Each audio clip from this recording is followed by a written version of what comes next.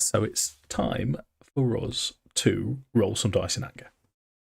So if you are watching on YouTube, please consider a like and subscribe. Comments welcome. This is Curse of Strahd, session 42 in the Ambertemple. And I've started introducing myself. I'm Dave, the Dungeon Master. Over on the right-hand side, he's just gone. There's Andy. He's playing Reman. We've gone with Andy M for Reman because we've got two Andy. Beneath him is Jake, who's playing Damian.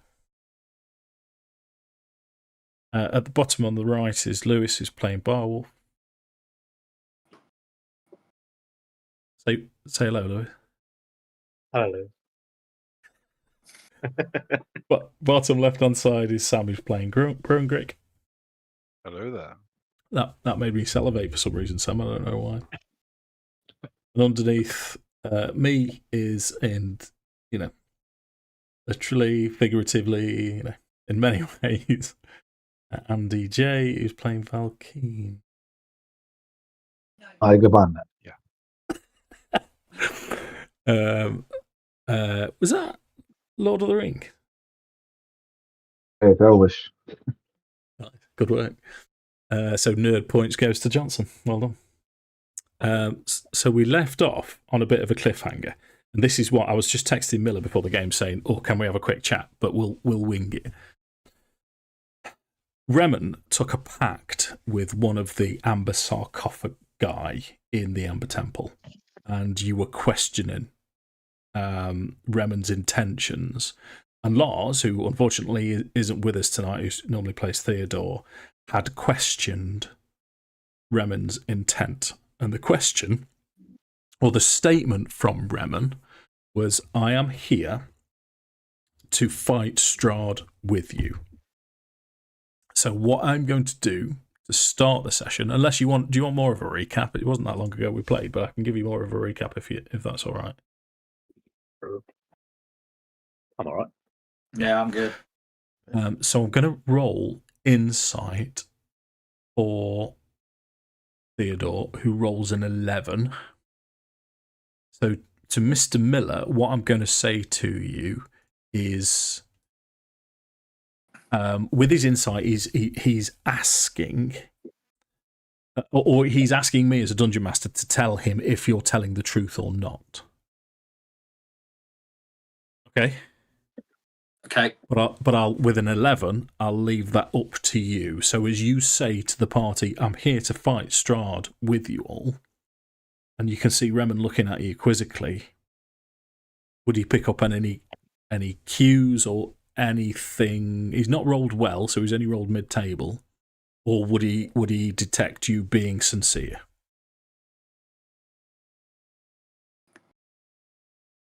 I think he would. What I have said, and it is quite truthful to everybody. I am here to put an end to Strahd. Same as everybody else. Okay.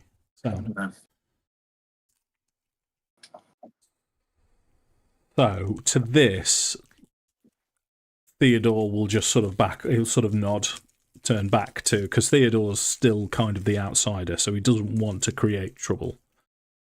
He sort of nods to say, "Right, okay, I'm happy with your answer." And then Theodor will say, "So we've got two problems. In fact, we've got three problems still left. We've got an Arcanoloth that's invisible walking around. We've got a golem through this entryway here. And we've got the problem of Exathanta, the Lich. What do you want to do?" Did we take a lot Still on the rest? top. No, we didn't get a chance to rest, did we, in the end? No, we got disturbed, didn't we? I'm still on the top balcony, Dave. Is that right? Should have been. You should. Hold on, let me give you. What's that one? So you just had the fight against the vampire spawn on here. Yeah. Reman's just taken his pact over here with his skeletons around him, and the amber golem is just down to the south, but it's not moving.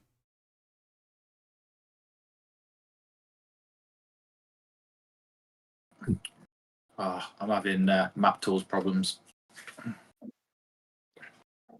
Oh, hold on. It says you're connected. Yeah, I think it's just because it was being slow. Yeah, I mean, that golem's not moved, has it? No. No. I wonder if it's almost worth Isn't it? sticking our heads down there and having a look. Because I'm assuming it can't get back through this gap. It's too big. There's absolutely no way it can fit through this gap. But the other thing that you've seen in the room to the south that is in this seems to be, or almost definitely in the same chamber as the golem, is you've seen piles of treasure, piles of coins and jewels. And We should definitely fancy kill it. things. Have we rolled any knowledge checks on the golem? I don't think we have. no. What knowledge check would I have to roll on the golem? You could put your heads together and you could possibly, I'd be looking towards Reman, and possibly Reman would be the best to make a group check for Arcana. Okay. I'm just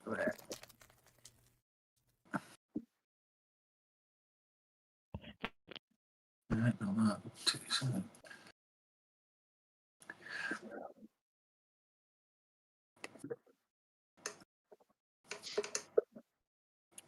$24. Okay, that's pretty good. So it's a construct. It's normally designed for a specific purpose by a high-level magic user of some description, often as guards. There's different types depending on how powerful the creator is. You would guess this is made of amber. Even with a 24, Reman wouldn't have heard of a specific amber. But in terms of minerals, amber is probably...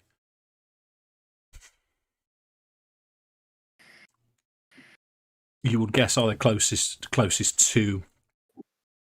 Yeah, stone.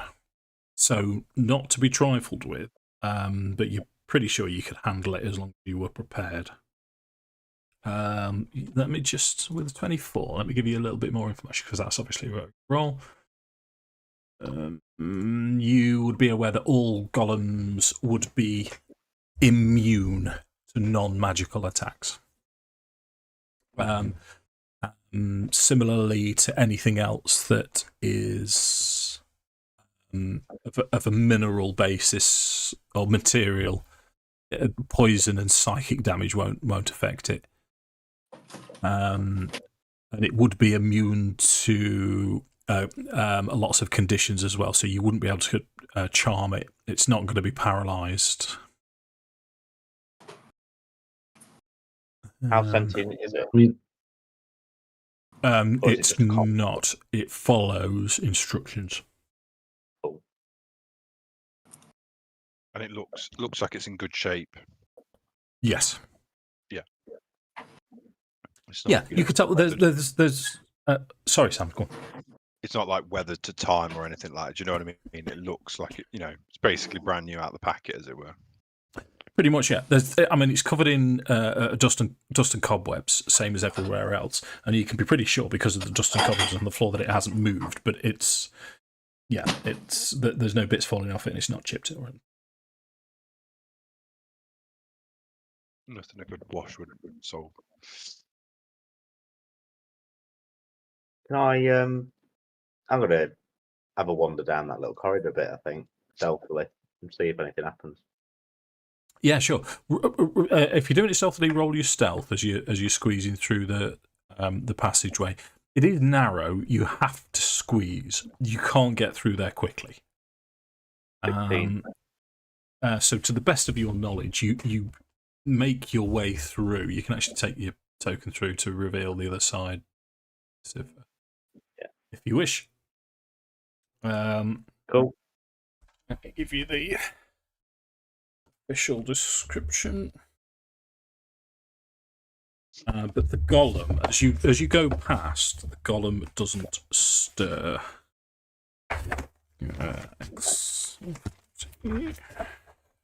Can I like tap it with the hilt of the sword or something? Just kind of a ding ding ding. See if it moves or anything. Yeah, sure. So piles of treasure are heaped against the west and east wall of this stone room. As you can see, there are 6 unique piles of treasure. The golem itself, a 10-foot tall statue carved from amber in the likeness of a hawk-headed humanoid, stands in a wide alcove to the north. Behind it, a crack has formed in the wall, which is the one that you've just come through. As you tap the golem, nothing happens. It doesn't react. Could I be an arse? Could I tie its legs up with some rope together? Yeah. I'm assuming that you've got rope. I have. Yeah. Cool. I think I'd probably like beckon to the other group and say it's not stirred, so come on down. And then almost probably saying that, like looking at Valkyn and probably say, just keep your hands to yourself for a minute while we try and fathom this out. Okay. So Theodor will do as instructed. He'll squeeze himself through. Probably stand closer to the pile of treasure, but not follow instructions and not touch it. So the piles of treasure. I'm going to give you a rough what's in it. Pile 1 is mostly copper pieces, but you would guess tens of thousands of copper pieces. There's gemstones. You can see rusted plate armor. You're pretty sure it'd be worthless. There's shields. There's a rather spooky child-sized sarcophagus that's got gold inlay. That might be worth. Pile 2's silver pieces. Again, thousands of pieces of silver pieces.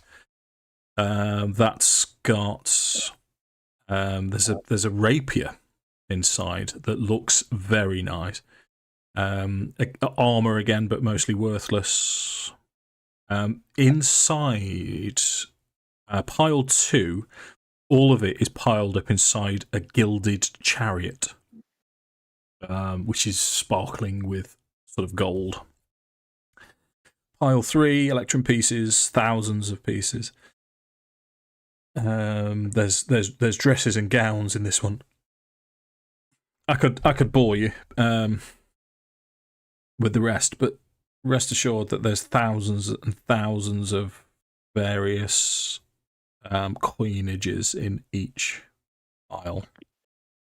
So defeat the golem and retire in Barovia. You were obsessed with retiring, you are, Sam. Is that when you win D&D? Is when you set up your inn? That's it. You've got it, Dave. Does it look like the currency and things there is like all from Barovia, or does it look like it's like a bit of a horde from like other, I guess, like other planes? Is it just both? From what you can see, just a basic scan over, the pile 3 is their electrum pieces, and so far you've seen mostly electrum pieces with Strahd's face stamped on it. The others seem to be from here, there, and everywhere. Can I have a closer look without touching it? Can I have a closer look at this rapier? Do it look like it's better what I've already got? It's difficult to tell. It's because obviously you've got a dagger and a short sword at the minute, haven't you? Yeah. So the hilt of it is sticking out, and it's got a pink glass hilt that looks very ornate. which is what catches your eye, and you can see on the blade it's got flecks of silver, so you know it's silvered.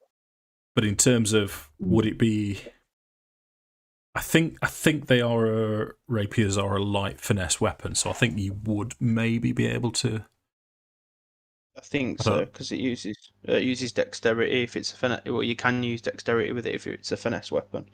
Yeah, but it needs to be light to dual wield it without. What's it, doesn't it? Yeah, is it rapier? I don't think, because I feel like we've had this discussion. Yeah, it's just finesse. Yeah, so you wouldn't be able to dual wield with it. Okay.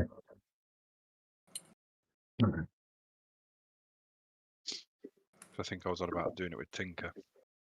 I guess the advantage is it does. So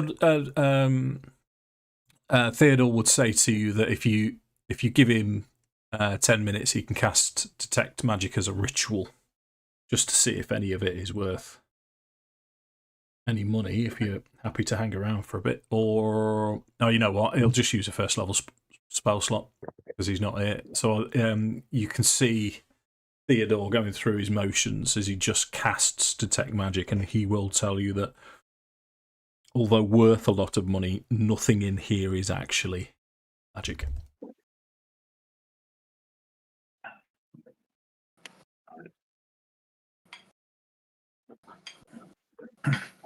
And this door at the bottom of the room, Dave, is that open, closed? That's locked. It's locked. So if it's locked, yeah.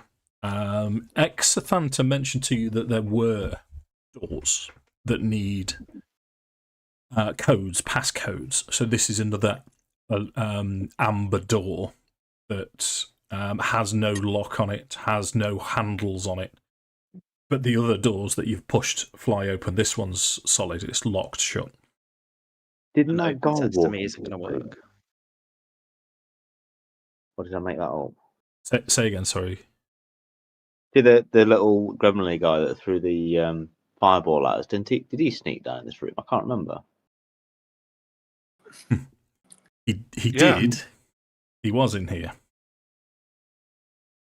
But he doesn't appear to be anymore. Right. I was going to say. I was a bit like, Yeah, but he was teleporting everywhere, wasn't he? And he's gone invisible.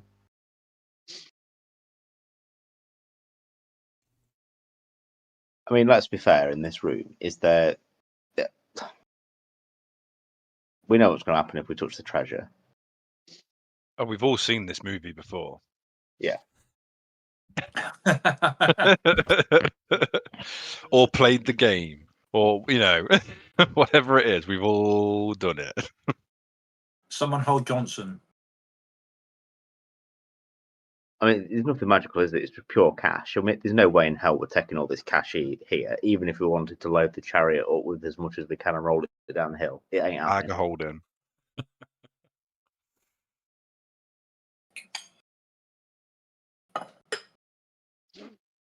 I mean, I guess like Damian would kind of say, like, even if this money wasn't to help us out, it would help out the villagers of Barovia significantly.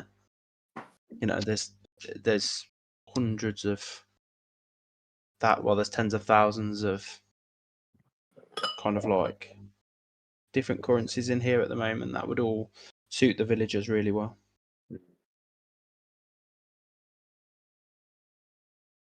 I'd be happy to collect some of it up and we can take it back with us to some of the villagers. Valkyn's going to say, well said, and he's going to grab the rapier. Wait! Oh, God. Okay, let's roll initiative. Hey! Did you want to put yourself... so we've got Reman and Brungrik and Damian not in the room. What I'm happy for you to do is to, as you're looking around, be wherever you need to be in the room. I had no intention of coming in the room. Yeah, you can be outside. Oh. Unbelievable, Jeff. Oh, an error message. Unexpected error. Yeah, I'm pretty sure it's when two of us accidentally press roll initiative at the same time for some reason. That's all Because doesn't we're that like it. excited about rolling initiative. It's rolling dice in anger. Get it in there. Catchphrase. Right, this is going to be awkward then because it's Brungrik that's rolled. I know, yeah. Mine's not listed my initiative next to it, I don't think, because it came up with that error message. dude. Right, gotcha. So you rolled 20. Should be able to sort that. So initiative 20. Sandwiched between Brungrik and Barwolf. Oh, that sounds like an interesting night out. 5. Who else am I missing? Oh, Barwolf as well. Me. Oh, no, Barbarian it's dwarf. Reman. Yeah. What did you roll, mate? Oh, you're there. Ah, brilliant. What's up? Andy, you sure that's where you want to be stood? No. I was just moving them all into the. I was like, You'll be, "Woof, you'll be that's using that brave." resurrection sooner than you intended. I'll cast it on myself. Okay, so Brungrik, you're the first to see. Everyone else, what we'll do then, just to give it a little bit of flavour, is we'll say that everyone else is a little bit. Well, are you right there, Miller? Have you lost your skeletons? I've lost some of them, but Oh, I see. Yeah, they're outside the other room. Let me just drag them back in. As everyone's mildly at ease because nothing seems to be happening with the golem, it's Brungrik has got line of sight towards Valkyn and the golem, and you, just as Valkyn, you're about to say, "No, don't you, absolute tool!" It's you that spots the bit too much there. Johnson couldn't resist. What does Brungrik want to do? It's too late to ask the questions I was going to ask. So, Yes, it is 10 inches around.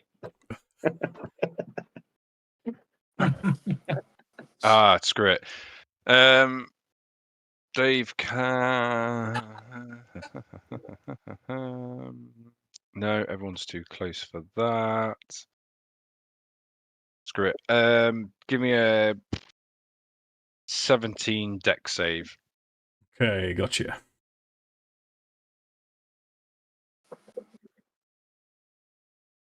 Fail.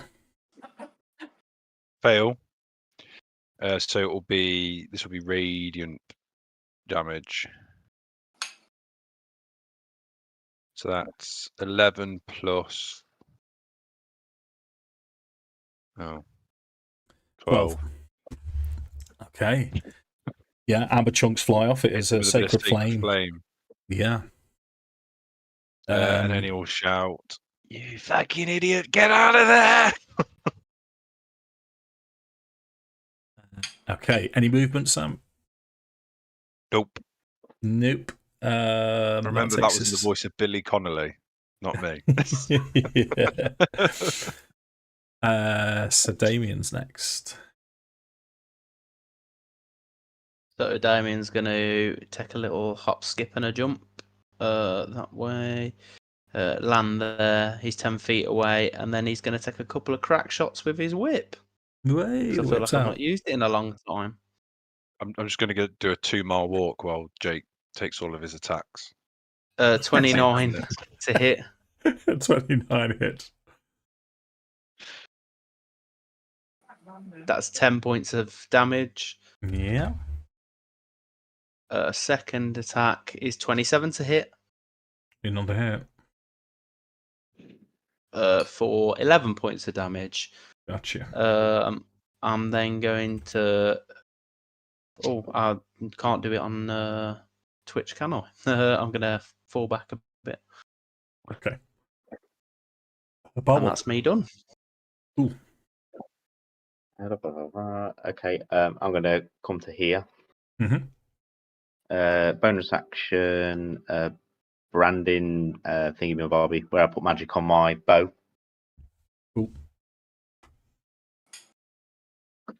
So 5 points of damage to me.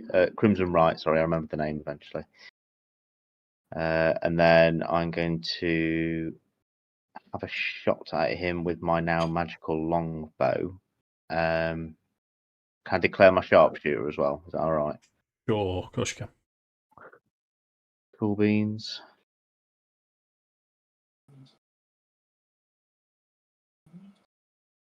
Crikey, my thing's slow today. There we go. Natural 20. Yes, So- Lewis.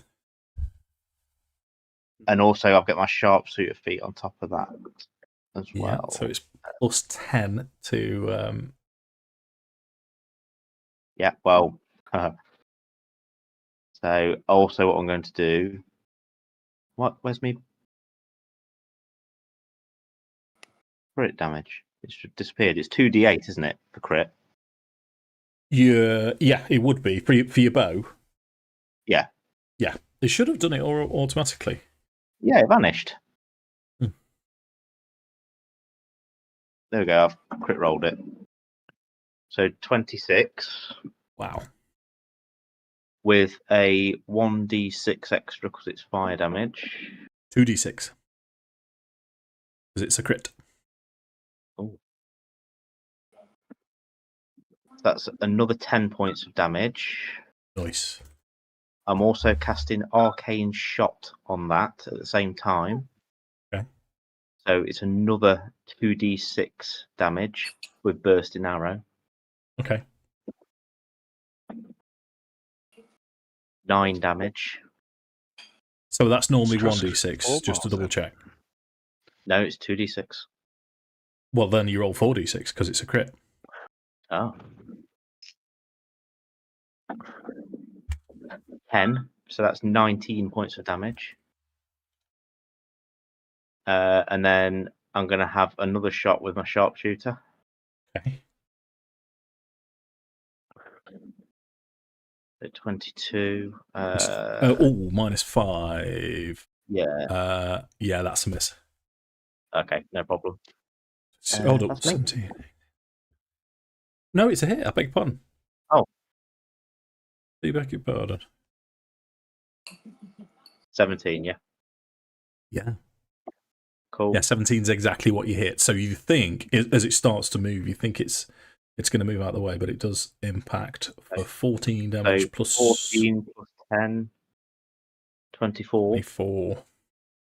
Plus another d6 fire damage. Yeah. 4. Okay. Now Are we not getting sorry, Dave. Are we not getting advantage on the attack rolls if this chap's got his feet tied up? No, he's not moved Can't yet. move anyway. I'll drop the mic and leave it there, Dave. How Well, much I've damage just have got you another just done, 2 mate? miles in. He's got I to be lost 40, count. 50. I did really lose count. I don't know. So what I'm going to do, the Amber Golem, I'm going to give him a flat strength check. I'm going to tell you the DC. I'm going to set it reasonably high with your rope. I was thinking of being pedantic and saying, "Oh, exactly how are you tying it?"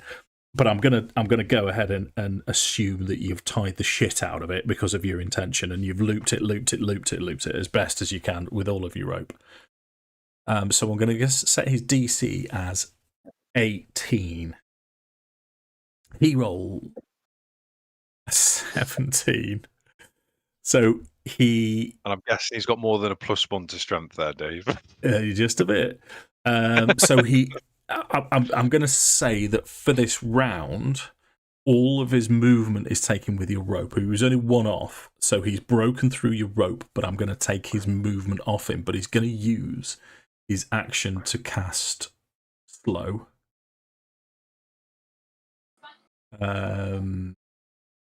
Which is just about all he can do. Oh, actually, he can't really do that. Yeah, because it's everyone within 10 feet. So if he sort of stretches forwards, it might just be Valkyn. So, yeah. Mr. Johnson, would you make a wisdom saving throw, please?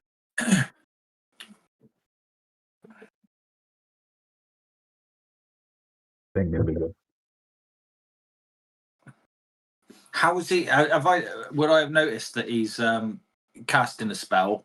Because if I'm gonna cast counter spell. This is more of it's not a spell necessarily. This is an ability that he's got. So me saying he's cast a spell was probably misleading. Wisdom save of 6. Yeah, so you are slowed. 10 feet. So decent. The target can't use reactions. Its speed is halved, and it can't make more than one attack on its turn. In addition, the target can take either an action or a bonus action, not both. The effect lasts for 1 minute. You can repeat the process. You can repeat the saving throw at the end of each of your turns. But that is its go then. But it looks like it's lumbering towards Valkyn. Valkyn's turn. That completely scuppered my plan. Or not. Because I was going to use steady aim, sneak attack, but I can. I've got 15 foot of movement, Dave, and 1 attack. Yeah. Yes. Just 1 action. Yeah. Yes. It's gonna withdraw slightly to about here. Yeah. He's gonna have to take a shot with his crossbow, a silvered Sure. bolt.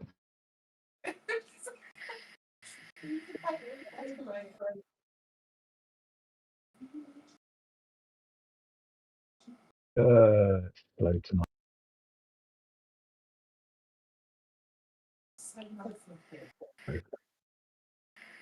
Yeah. 17. 17 is exactly what you need to hit.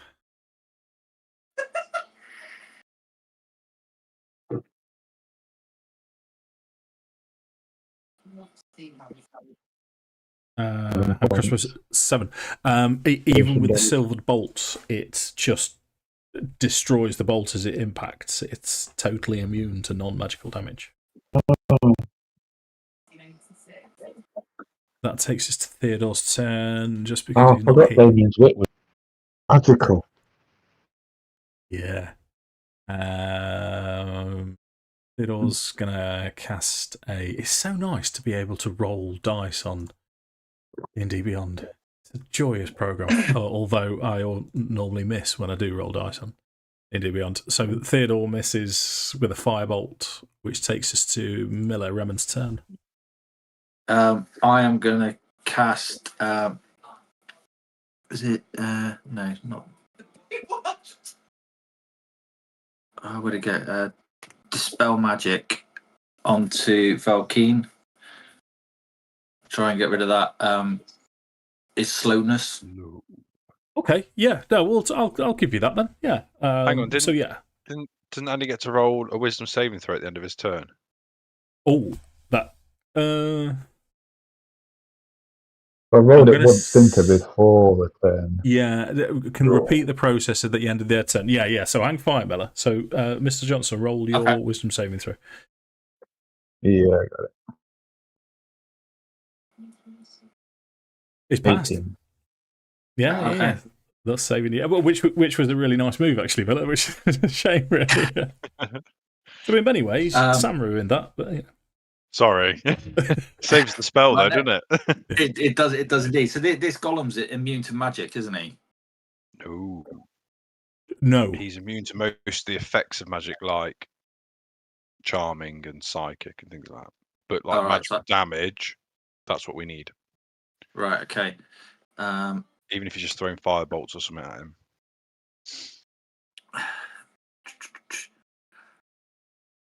I am going to use my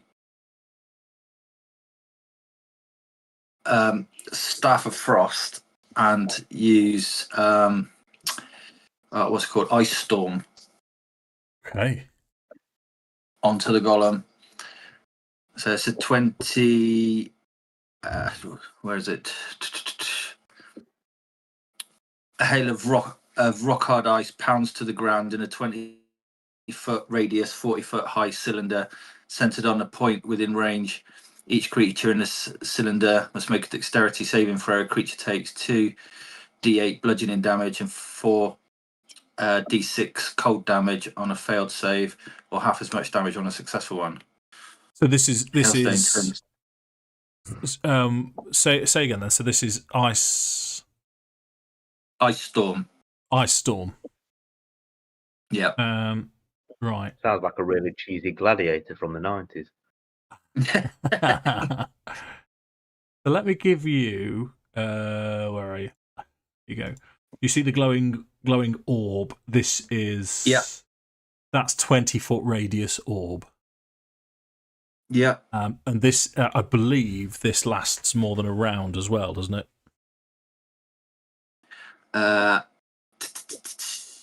Type 1 action, range, duration instantaneous. Hailstones turn the storm area to affect into difficult terrain until the end of your next turn.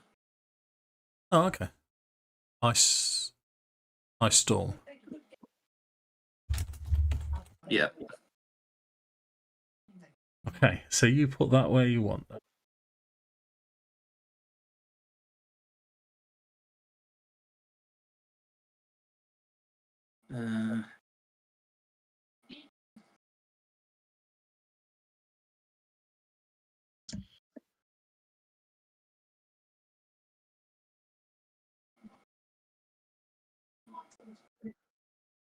Is that hitting Brungrik there? I can't see. That's what I'm going to rule for this is Brungrik is kind of in a different area. The radius.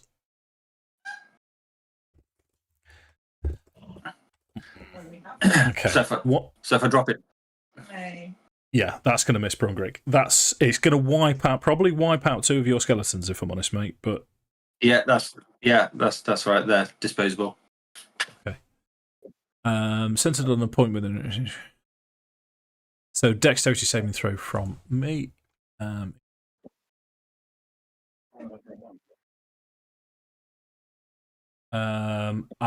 gonna say 6 for his dexterity saving throw, which I'm assuming fails drastically. It does. Yeah.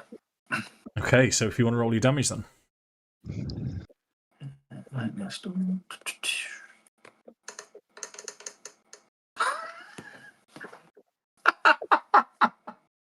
That's 5 ice damage, but you get 4d6 cold damage as well. So sorry, that's bludgeoning damage. Yeah, and 4d6 cold damage. So 5.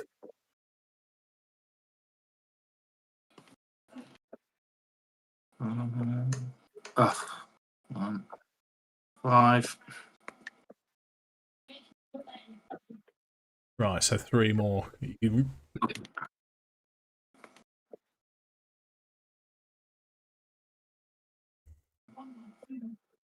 Oh.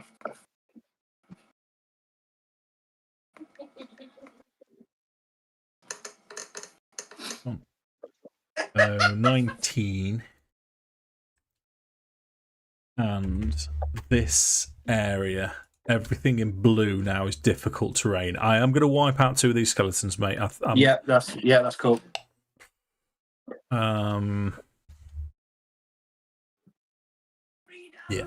Anything else from you? No, I'm going to stay put. Okay. So you can see now this frost settling on the floor as Brungrik takes his turn. Yeah, I'll have another dex save, please, Dave. Okay. Yeah, the golem is looking battered at this point. Like a zombie. 14. No, that won't do it, Dave. So no from me. So that's 4 plus. Oh, another 10 points of radiant damage. Another 10 points of radiant damage 5 takes more plus 1. chunks off it. Are you moving? No, I'm holding my position. Okay. Damian's turn.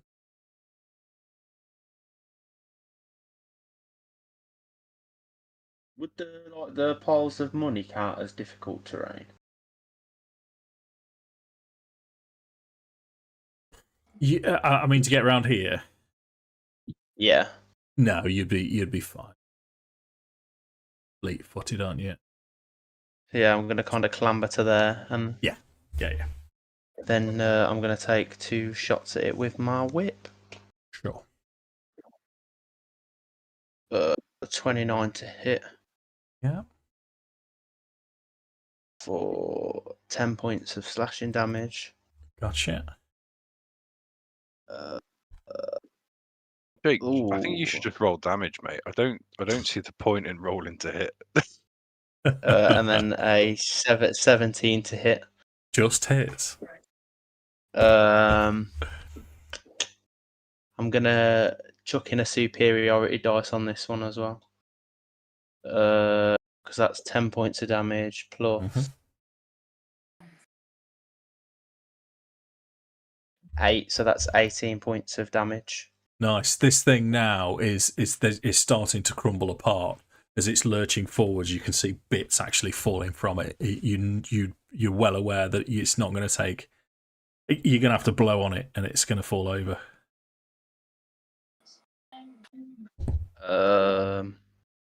Fart on it, Jake.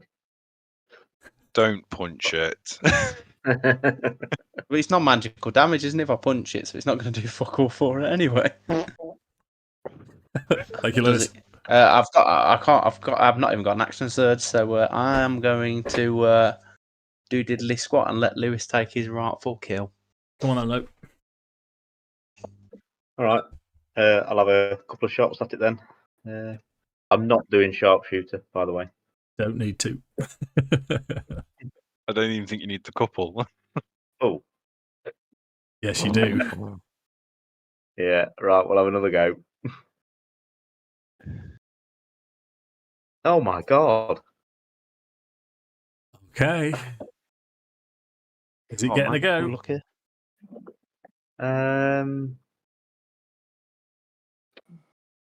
think he's getting a go, Lewis. Yeah, there's You get nothing to go. more I can do. Okay. Oh, I know what I'll do. Can I Yeah. bonus action second wind just to get some health points back? Yes, you can. You can do that, mate. Absolutely.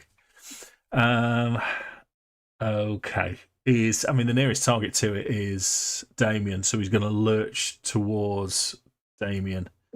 And he's going to have 2 slam attacks against Damian. The first attack is going to be 20 to hit Damian. 20 would hit, I think, even if I use my reaction. Oh, no. It doesn't. I'm going to use my defensive duelist, which bunks my AC up to by 4 now, so it takes it to 21, so he misses his first attack. Okay, second slam attack.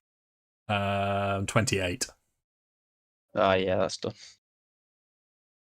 And that is going to be 15 points of bludgeoning damage. What a slag. What a slag. That takes us to Valkyn. You're now free of your slope.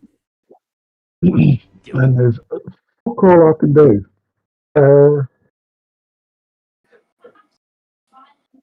It's difficult terrain. Can I even get to it?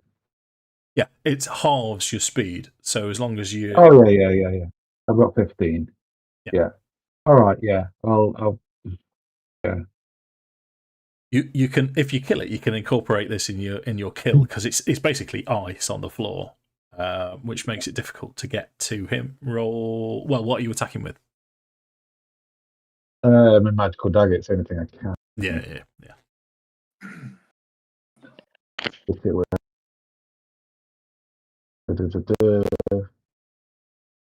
I can't even use sneak attack. I can't even get my. You can sneak attack because it's next to Damo. Of course I can. Thank you.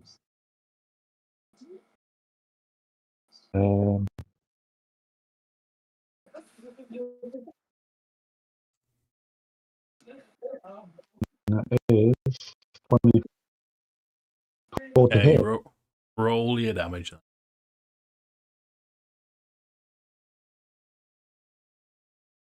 is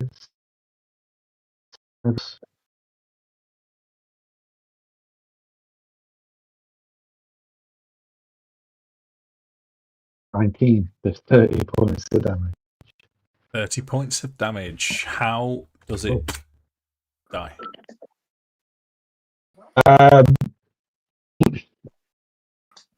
Well, as soon as I'm stepping onto ice, I'm gonna slip and slide, and I'm gonna slide on my knees.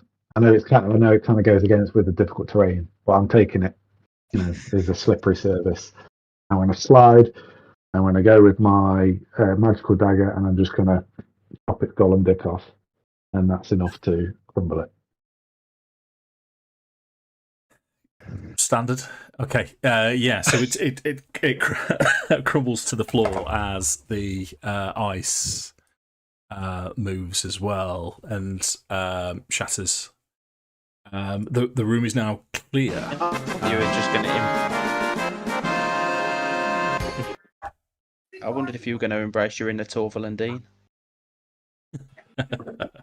We just kind of put a pirouette and spin and just do a bit of a hero stance landing. Like, yeah. With a pirouette. You've just boleroed his dick off. Yeah. And then it carries on inspecting the rapier that it's still got. Okay. Yeah, so the rapier itself, there isn't, it's not magical because Theodor's already cast the spell, but it's a pink glass hilted silvered rapier, so you can have a silvered rapier. You guess on a good day at a decent market, it would be worth possibly 150 gold pieces. Yeah. Is there like a goblet or anything in this pile of treasure next to me?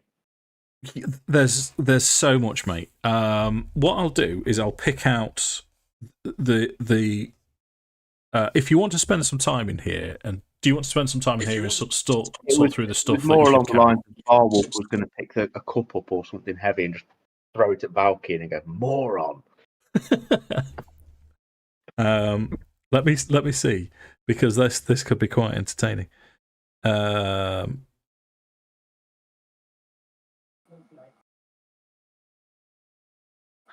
How about a gilded skull with red garnets for eye sockets? That's going to hurt. That sounds heavy. Well, there's no sense, there's no feeling, eh? Yeah. Okay, so this gilded skull bounces off Valkyn's shoulder as he's looking over this thing. But then, Valkyn, you look down and you reckon that this gilded skull with 2 red garnets in eye sockets is probably worth about 250 gold pieces. I'm having that. Yeah. There is. You also take 1d6 bludgeoning damage. There are some choice items in here. There's an obsidian. The choicest piece is probably an obsidian scepter. So this, it's a good, let's say at least a foot, possibly foot and a half, obsidian scepter with gold filigree is 2.5 grand's worth of finery right there. 2.5 grand. You're taking notes, Jake. You've got the bag of holding. I'm putting it down now. There's a bronze crown. I'm putting it in tiny the Discord. gem-eyed dragons worth 750 gold. So it's an obsidian scepter. Obsidian With scepter. gold inlay. How much was that worth? That was worth a lot. 2.5 grand. 2.5. 2.5 grand, yeah. What was next? The dragons. There's a there it is now. A bronze crown, 750 gold. That's got the dragon eyes.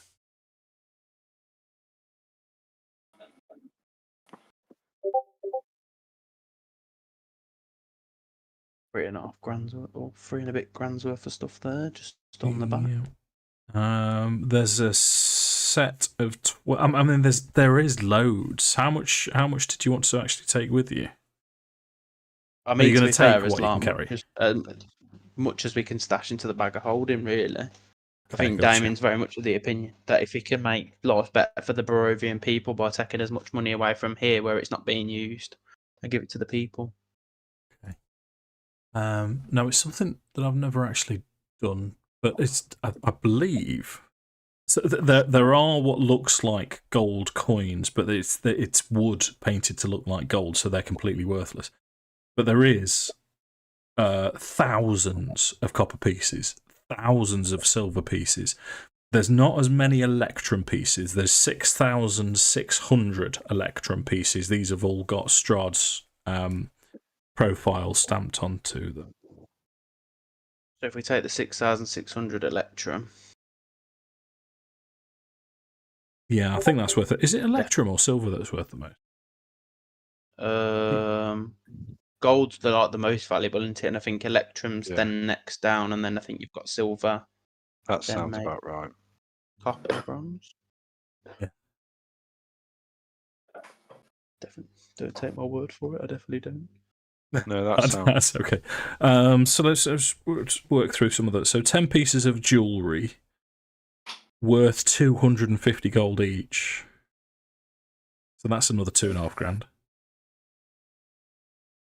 I guess that's if we get it for the price as well, for what it's valued at as well. Yeah. Yes, one electrum piece is basically 50% of the value of a gold piece. If that makes sense. Yeah, I think it's 10 silver for 10 silver to a gold, and it's 2 electrum to a gold. 5 silver to an electrum. I pulled up the player's handbook just so I could be right. Tidy. I mean, a lot of it's going to be too. I mean, there's a chariot. It's too big. The child-sized sarcophagus that's got gold inlays. It's kind of too big. Is there anything inside the sarcophagus? No, it's empty. I've got visions of us riding that sarcophagus back down the hill. Sledging. Yeah. See, now, if Norden was here, he would cast Phantom Steed and ride that chariot out of the dungeon. Don't mix games, Sam. Don't mix games. Oh, that's one thing I'm definitely going to do in future. I'm going to run fewer games, so you only play one character at a time. I'm going to try anyway. You can see in all of them. Is Bat Damon strong enough to harness and pull the chariot? Wouldn't that be fun?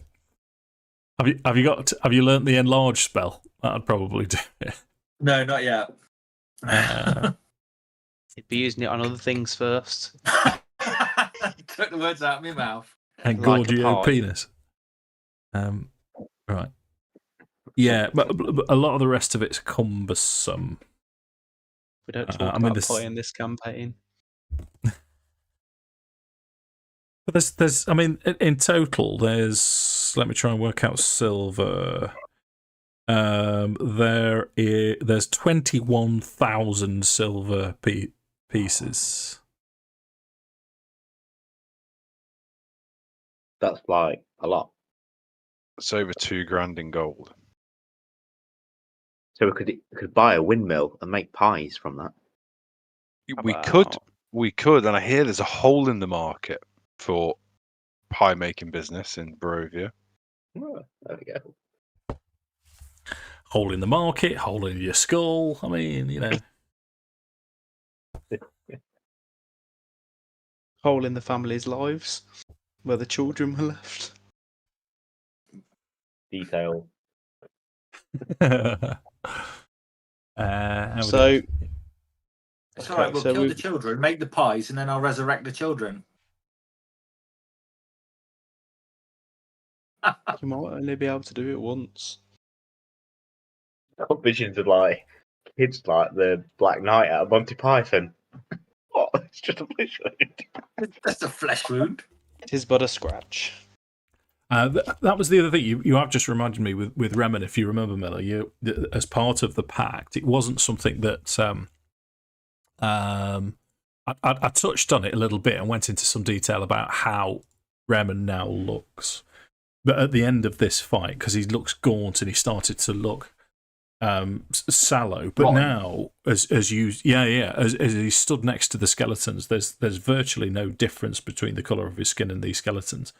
And although he does still have eyeballs, it is just you could mistake him for a walking corpse. It's a little bit unnerving. No, it's hideous. That's been polite. No, I think like Damian would openly be like looking at like Reman now with disgust. I think just because like he'd warned against this, but it was just kind of like, I think from Damian's perspective, if we've finished kind of finished in this room for now and we can't get out this double set of doors here, I think Damian would head back out the same way that they came in. But like as he does, he'd kind of like walk past, but like kind of like do that typical like up and down look at somebody, but like with disgust in his eyes as he walks past Reman. Harsh. As we go back upstairs to see if we can sort out this. Well, to be fair, but as to whether we just get out of here now, we've done kind of most of it. Don't want to kill that 3 fireballs at us. That's just niggling at me a little bit. We haven't done everything. We've got this room here, this corridor, this corridor. We need to deal with the Lich, don't we? And I am yeah. a little bit ropey. What his health points like? We need a long rest. Yeah, to do with the long rest. But yeah, the Lich is hiding something into it, and we need to know what it is. I don't think we're going to tackle the Lich with. I mean, I'm on 66 health points. Like I say, we've still got that little prick walking around that threw fireballs at us. So I feel like this room would be the safest place. If the door's sealed, you've only got those narrow little gaps. The little dick can teleport, though. Whatever we do, it ain't gonna stop him teleporting though. We'll just have a little. We'll just have a long rest in my Leoman's tiny hut Inside this room. inside the room. Oh yeah. You can't get us in there. Unless he's already in the hut. There's nothing magical in here, though, is there? Would we detect invisibility with detect magic? Yeah, it would give off a magical aura. Or depending on, without metagaming too much, but like a divine sense. Does anybody have that?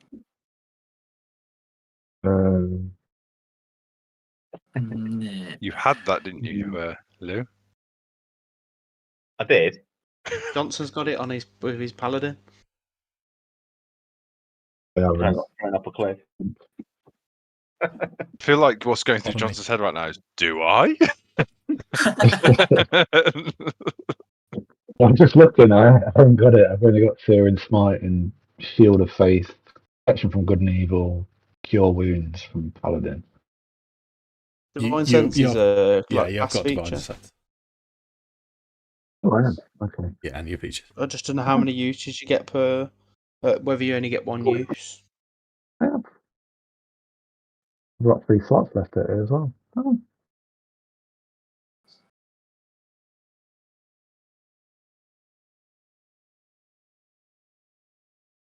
Out of curiosity as well, I know we keep taking the mick out of Miller's face, but is that your character's face? But could we not, like, if I use like prestidigitation or something and created like a little mask for him, just so he could like put on his lower half of his face, like a non-magical trinket, isn't it? Just that he could cover his mouth and would make him look a little bit more approachable. So what you're saying is you want to cover his face up with a mask just so it puts you at ease. It's like basically a COVID mask, basically, but with like a bit of an image of a smiley face on, just to. There you go. It's and every 5 minutes, just prestidigitation, a different expression on. Are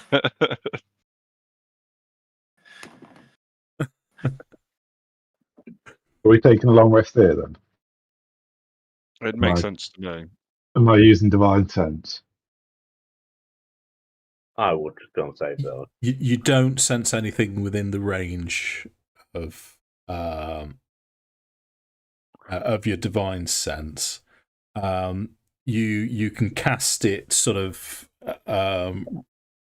recurrently until Lehman's tiny hut is up. If that's your plan in this room, you can go ahead and take your long rest, as you say.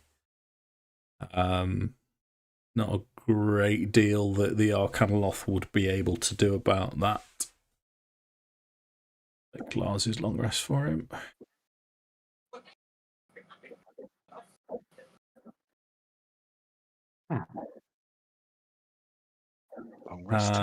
So during the long rest, not much changes. You settle down in this room. You can, you've picked through the loot and the treasure.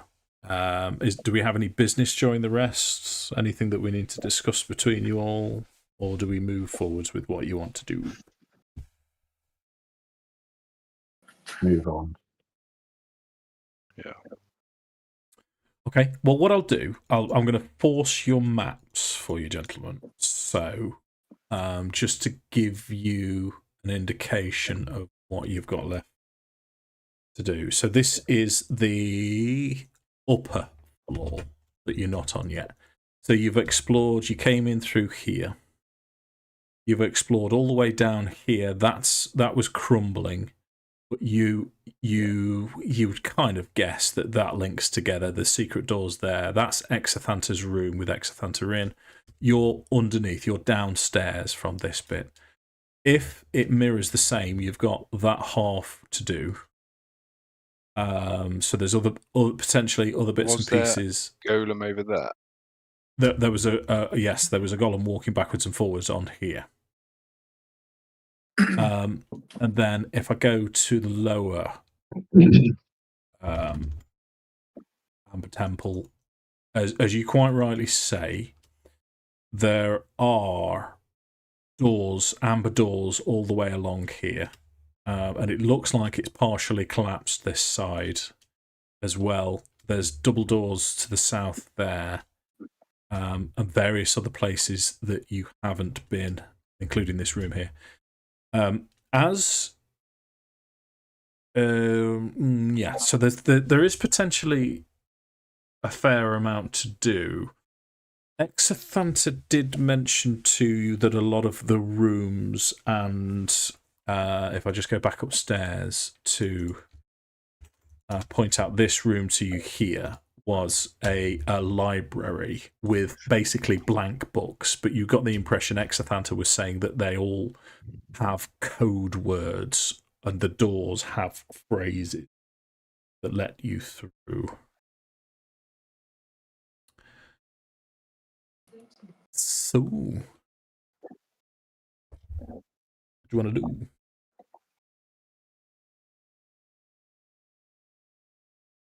Grab one of the books and put it in front of the lich and ask him to unlock it and see what happens. Yeah. The lich will say, so he does the usual. I'm not going to go through the whole thing, but oh, hello, and all that kind of business. But you put the book in front of it, he'll say, oh yeah, certainly, no problem. And he looks down at the book and says, oh, no, wait a minute, I can't remember. No, what was it? And then he'll look up and do the usual, oh, hello, do I know you? Yep. Worth a try. Yep. Would resurrection do anything to restore him? You could potentially restore the ancient dead and return him back to life. You would be pretty sure that would work.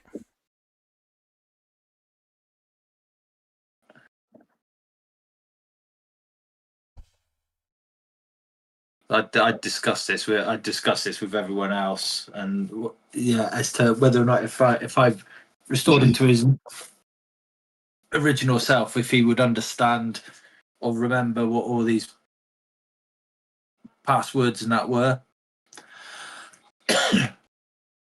But the question is there anything actually here that we need to do now? We've got what we need for Strahd. What there could be.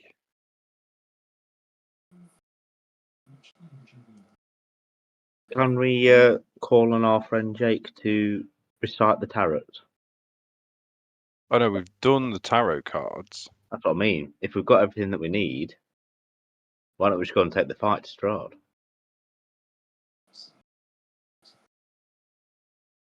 Can't hear you, Jake. Looking at completing the dungeon, like for the sake of potential loot. We've just made a shit ton of money out of that room. I think we've got plenty of loot. I guess the other thing is we could quick fire through the rest of the dungeon, like go and just search some of the other That's what I rooms, was see if we thinking. find anything, and then we could definitely be out of here. I mean, in my opinion, I think Damian still stands by it. Damian is the opinion of we kill the Lich while he is as he is now. Something abnormal happened when we tried to open the door in his room whilst he was in there with us. His behaviour was really bizarre. It was almost like he could remember what we were doing. I mean, we could always try and do the door stealthily again, because then if we fail it again, we can come back, and then if we forget, then we can try it again. Or we just kill him while he's weak, and then we just go through his. We need to potentially destroy his refractory, but I imagine It's through that door. Yeah. I mean, we could always ask him if he wants to die. He probably doesn't, but just with him being an epic undead. You chose wisely. But my opinion's still the same on the matter. I think we either kill the Lich while he's in his weakened state, or we leave him be at the moment and we go and hunt through the rest of the dungeon as planned, and then we can always come back to him. Now we've rested. Yeah, I'm kind of agreeing with that. Either one or the other.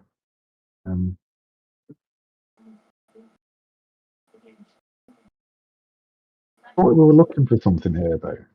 Weren't we looking for a weapon? No, I just made that up. the weapon was the sun sword, which we Yeah. found. Well, This I was thought we were looking for knowledge. something else. Okay. Fucking it. I think. This is where we found all this is where we found the story about Strahd. Like he's History. basically his creation. But that's not served as. Has that served as well so far? Do we know anything more about how to defeat him? Based on what we've learned so far. I mean, it's a passage because it was said beneath his castle, and it essentially says it was quite a long article, but it tells the story about how he's now become a vampire and that he fell in love with his brother's his brother's fiance, and the fact that she torments him and that he murdered his brother. Mm. And that pains him, but we've got the potential as to, I guess. And I also found that book to bump my wisdom up. Yeah. I assume you've started reading that, so. Yeah. It's Harry Potter and the Chamber of Secrets. Who speaks parcel tongue? So, yeah, I'm kind of with Damian. Either kill the Lich or see if there's any sweet loot left in the temple anywhere. Could we say we're like kind of discussing this in the hut just the night before we like kind of get back in, just like what we're doing now? I guess the other thing is, if we're taking a bit of a rest, is there any chance that during that period of time, Damian could have gone and found Irina just to make sure that she's still safe? Oh, absolutely. Yes, I forgot she was. Yes, yeah. Good job. You're paying attention, Jake. Yeah. So you go and retrieve her. She was hiding in that room, which she is happy to continue to do so.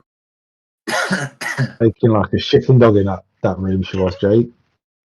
Fucking hell. Look, she's safe now.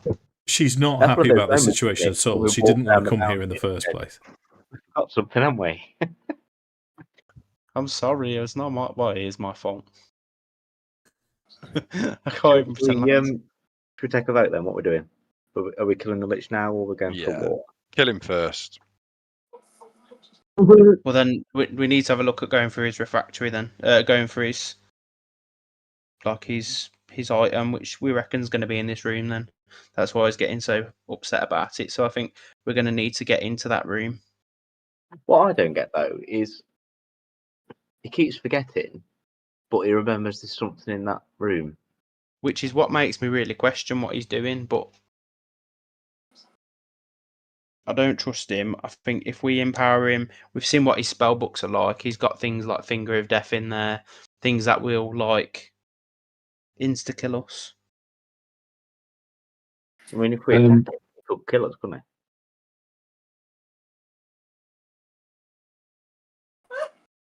I think the best thing we can do is kill him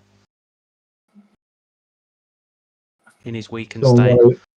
Does someone want to distract him so I can get a crit on him? Would I get a crit on him, Dave, if I came up behind him? Technically, we could just Pretty much. walk in, get in position, and then surprise attack. Well, you get your assassinate on a surprise attack as well, don't you? Like you were saying, Johns. Yeah, I'm a stirring smite. So if I get the first hit in, taking it, we discussed this in the hut, obviously. Yeah, if I get the first hit in, I'm gonna deal some serious damage.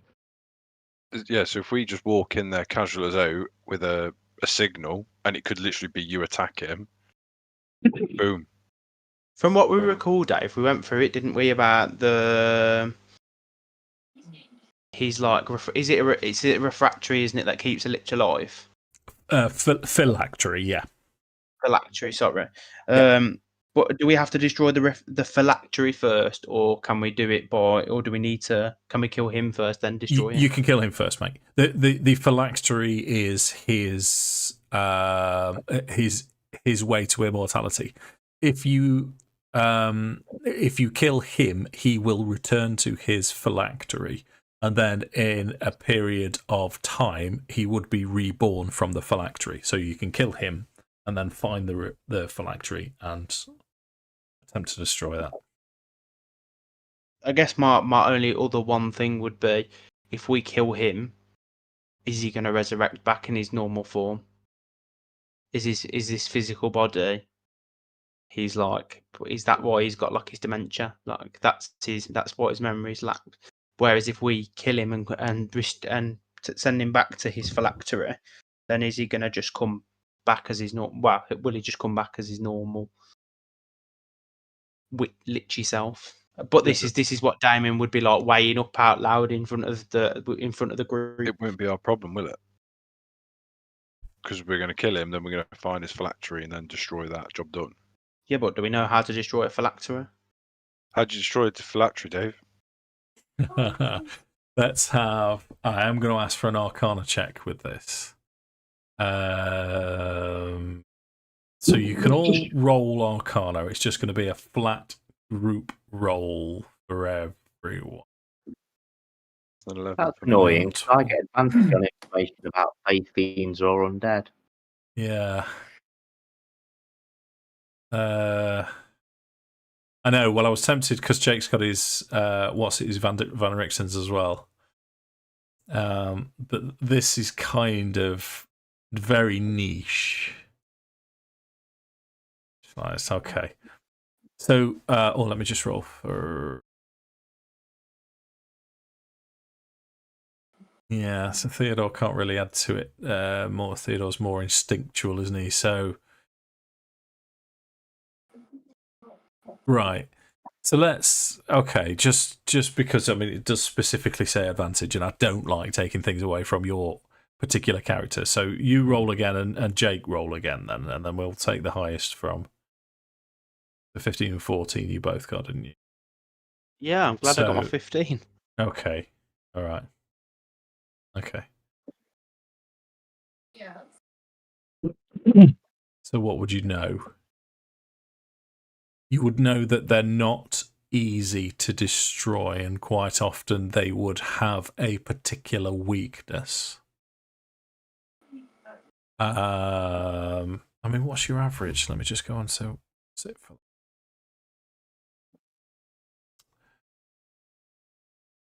So we've got 11, 12, 15, 20, 23, the 3. Yeah. Okay. No, it's a specific way to kill it. But you until you experiment on a particular phylactery, there's no way of knowing how Exathanta has designed his own personal phylactery.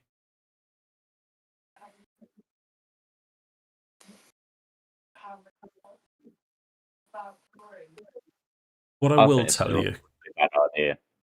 what I will tell you, because it's a decent-ish roll, is you would be aware that it would be days, possibly within the realms of a day to a week, possibly more, before he returns back to his phylactery. So as long as we leave here before we need another long rest, we're gone. Yeah, but it's as to whether then we've got a lich with a vendetta against us as well as a fucking undead eternal vampire. Don't get me wrong, guys. I've got a grudge against the eternal vampire. I can add the lich to the list if you like. Yeah, but he's a lich dementia, isn't he? Remember who killed him if he's got dementia at the point he dies. We don't know that, though, do we? He could come back with all his memories. Is it just that he's not died? That's how everything's kind of gone. I think it's risky. He's not doing anything at the minute. We ain't coming back here. Yeah, I know it's not ideal, but sometimes in Barovia you've got to think of the greater good. Or the The lesser great evil. bushy beards. Yeah. Big bushy beard. And I guess that's that, like Damian would sell it. Is it the lesser evil just to leave him? Because he isn't doing anything while he's up here, but then we just don't know. We go exploring then. Yeah, let's carry on through the dungeon. Okie dokie. Do you want to go top or bottom? Upper or lower? I'm going to say do the lower first. That's my vote. Yeah, let's carry on lower then. Okay, so you make your way back to the rear of the thing. Oh, that's a little. Let me force your thing. So you make your way back into this large chamber here. You just grab your tokens because I can force you through the door. There's 2 of you. We've got 3 skeletons left. Yeah.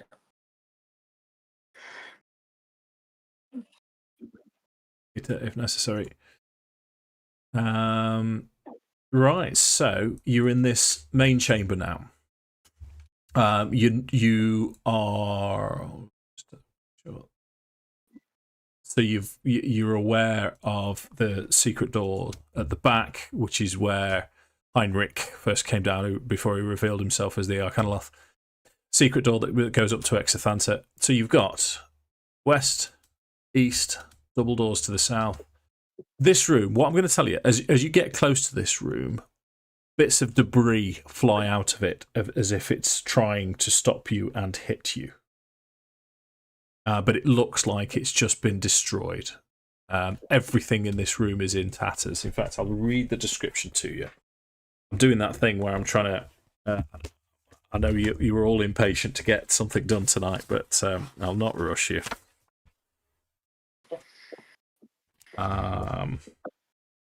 Thanks, so that room I've just pointed to. The amber doors that once sealed this great stone room have been smashed, their pieces lying amid crushed bones, armour and weapon weapons, but they very much looked like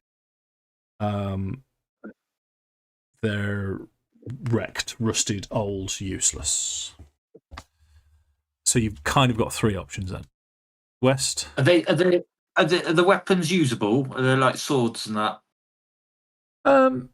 You mean for your you can grab skeletons? You can grab 3 short swords. How does that sound? Or what are they normally equipped with? Short swords. Yeah, either bows or swords. Yeah. Where are extra creatures? Yeah. Short swords or short bows. I'll tell you what, mate. You can have 3 short swords. Well, you can have 5 short swords. Equip 3 of them with them, and you can have 2 spare if just in case you can. Okay, cool. Okay. If you need them again. Yeah. So west, doors to the south or east.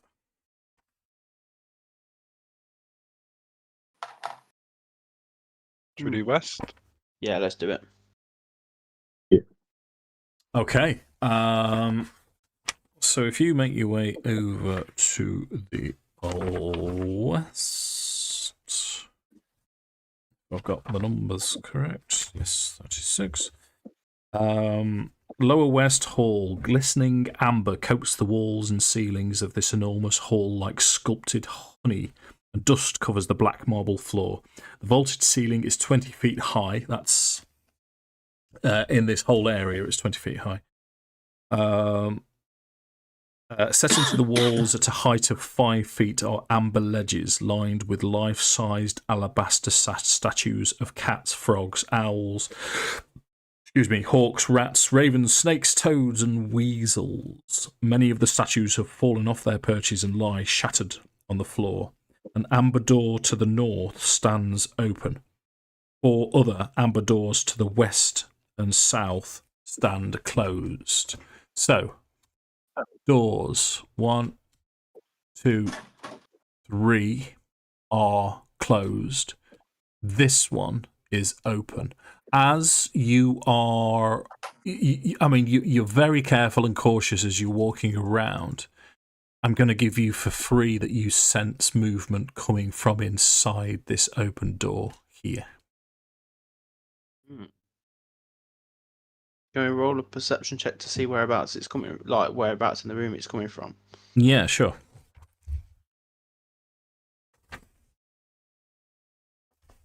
That's a 25. 25. So, what I'll do, where's Damian? There you go. I'll take your token a bit closer, mate. And yeah, actually, you can see them, can't you?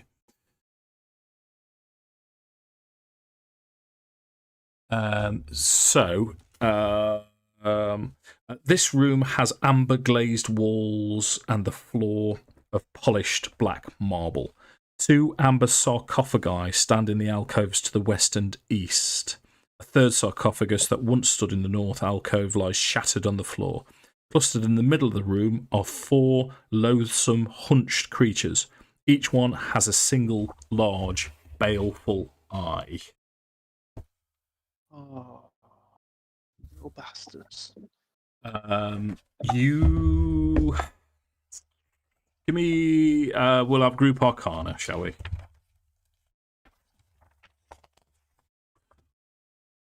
Because we talked about these creatures, didn't we, when we first came into the dungeon? Somebody had mentioned about them. Yeah. Your roll's going to be really low, and Johnson's already rolled a 22. Yeah. These are Nothics, so these are the remnants of old mages. So they would be considered aberrations. They're aberrant in nature. They're not. They're really not much for people of your caliber to be overly concerned about. But you, as you sort of round the corner, all I'm going to say is, as you round the corner, Damian, you spot these and you sort of hold your hand out for the party to shuffle in behind you. So they're mostly melee. They do have a gaze attack, and they can gain insight on you if necessary. Not that you'd think they'd need to in these circumstances. I mean, from I guess Damian's perspective, as I've seen them, what I'd like to do. Have they seen me? I've kind of approached cautiously, but not. No, I'm quite happy for them to have not seen you, but just looking at them and what you would know about them is it's going to be difficult to sneak up on them any further if you got any closer. Okay, so I guess what Damian would do is Damian would take the blood whip off his belt, and then he would almost he's going to crack it off the floor, using the bones and the sinew and stuff off in the blood whip itself, just to crack off the floor, almost as a bit of an intimidation thing against them. Okay, well from there let's roll initiative. Roll. You can roll intimidation if you.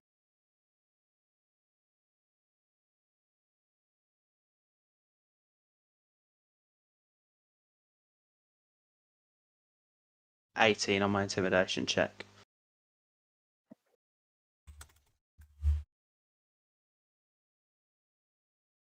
Right, 1, 2, 3.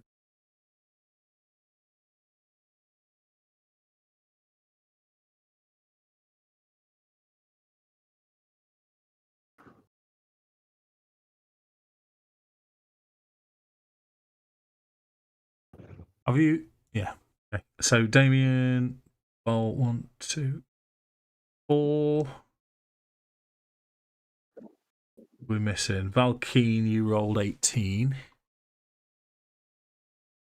Your token's not there, is it? Okay, let me sort that for you.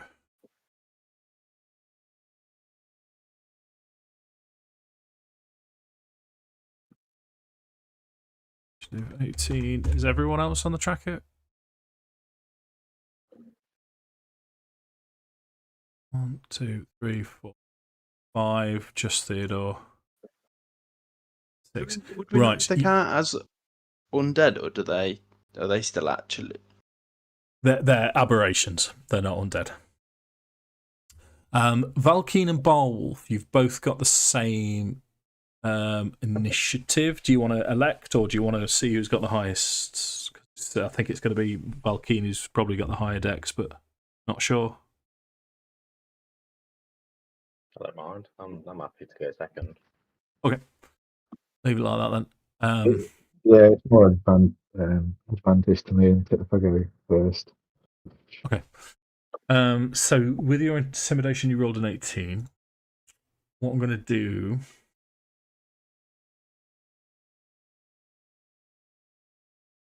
I'm going to give each of them a flat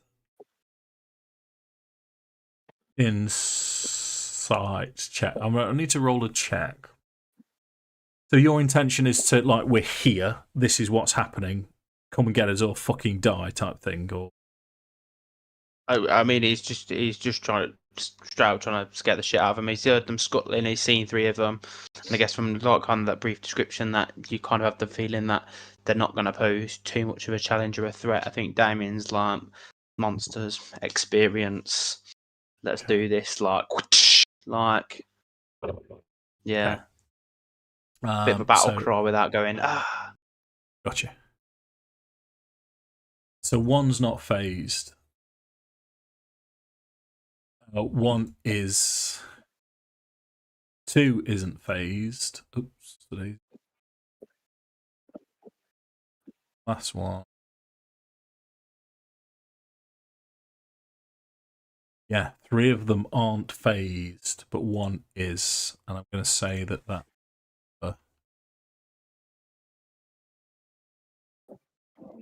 Let me just give them numbers so it's easier for me to do. 1, 2. So number 2 is frightened. 4. But it is you to react as they look like, 3 of them look like they're going to charge towards you. I'm aware you can't actually see them all. Just give them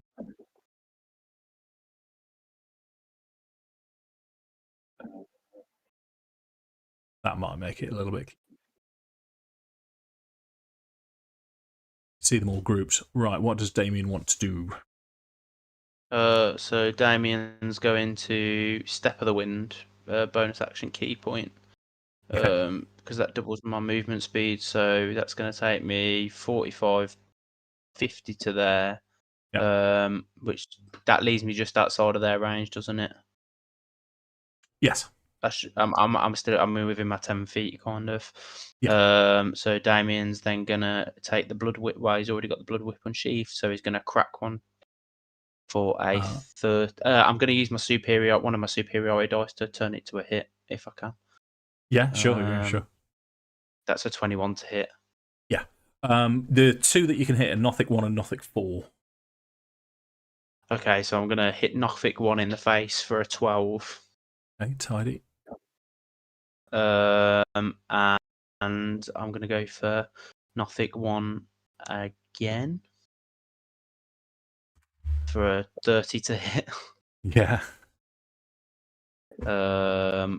For another 12 points of damage. For another 12, yeah. Yeah. Just going to move you. Oh, I know what it is. Wait, 1 second. There we go. It's all right. That's not. For another 12 damage. Okay, yeah. Yeah.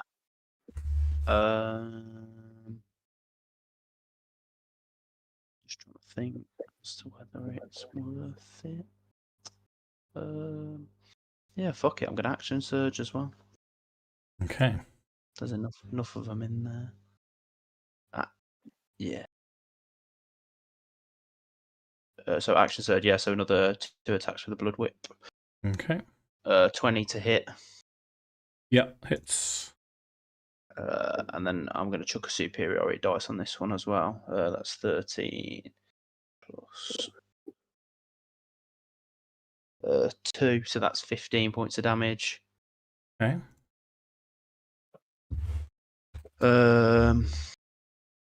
So it's almost dead. So, sorry, have you had your 4 attacks? No, I haven't had my 4 attacks because I'm gonna go for Nothic 4 with this one. Okay. Which 25. Yeah. Plus 13 points of damage. Yeah. And then I'm going to step in to Nothic 1. And then I'm going to make an unarmed strike against him as well. It's not a bonus action. For 26 to hit. Yeah. With 6 points of damage. Which is exactly what you need to kill him, Jake. Well done. I'm literally just going to I'm going to have cracked him 3 times with the blood whip, sent one straight careening back up stepped in, and then I've seen where kind of the blood whip scratched at his face and where it's kind of like reaching up at his eye, and I'm just going to punch it straight in the eye and just mush what's left of its eye. ID. And then stand there ready to go for the next of them. Okay. So that does take us to Nothic 2. Excuse me. Who was the one that was frightened. So Nothic 2 isn't going to move. However, the one that you've hit is going to...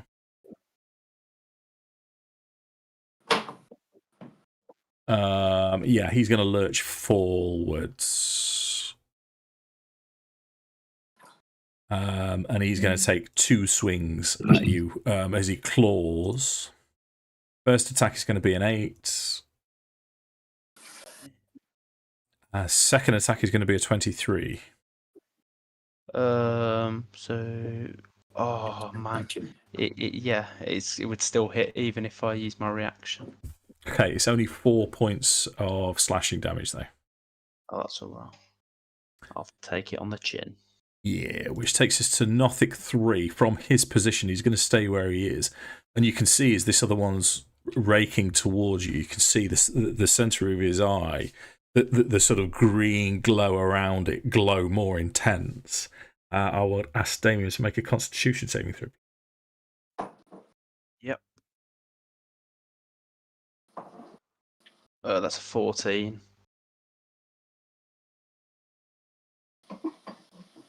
Okay, so as it sort of concentrates on you, you see this beam of necrotic energy as you just skillfully step to one side, unaffected by it. As we have Valkyn's turn. So I'm going to have to dash, bonus action dash, up to the doorway. Yeah, take a pot shot with my crossbow at the nothing nearest Damian. Sure. Please. You both of you can see now these amber sarcophagi have that similar slither of pure black evilness looking around both the west and east. But if you can roll to hit, then Andy.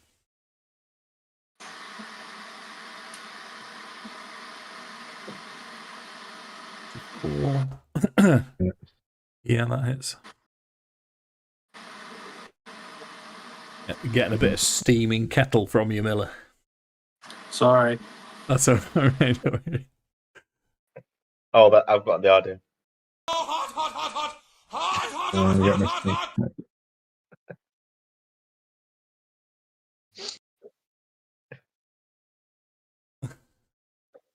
Get 21. Grand total. Okay. Oh, yeah, sorry, 20. That's my maths failing. Okay, anything else from Valkyn? No, can't do anything else. So Barwolf. I'm going to have a shot at Nothic 2, please. Before I do that, though, I'm going to cast a bonus action Crimson Right on my longbow. Yeah. Oh, 1 point of damage. I'll take that. It's a nice change. That's the ultimate. Oh, fucking hell. 11. Gonna miss, mate. Yeah. Try again. Yeah, natural one always misses anyway, regardless of 22. what you roll. 22 hits. Cool. So 10 points of damage. And I'm also going to do Arcane Shot on number 2, if that's okay. Sure. With Bursting Arrow. So all other creatures within 10 feet take another 2d6. Yeah. 5. So 15 for him and 5 for the other two. Yep.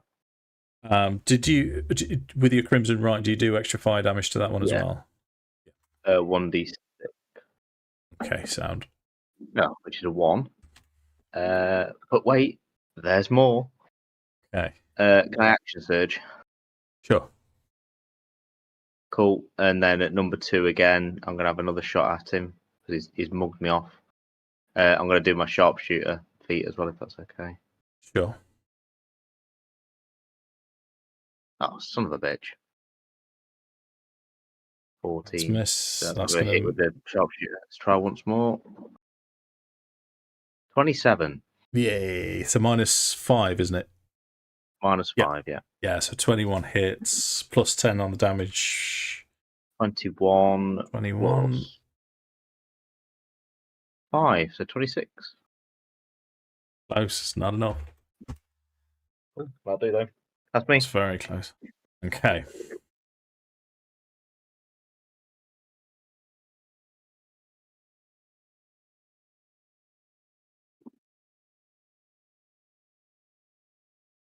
Okay. I am going to ask Barwolf, Brungrik, Reman, and Theodor to make a dexterity saving throw.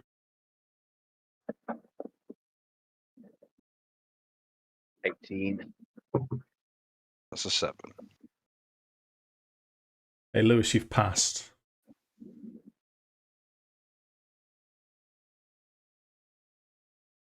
7 fails, Sam. Miller, you've passed with a 20. Thank you. And I said Theodor, didn't I? That's me. Kensei. Oh, natural one. Right. You are. Take a notepad.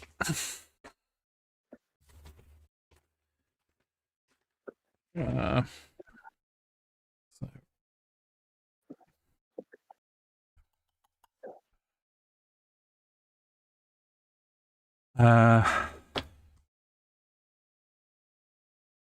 8, 10.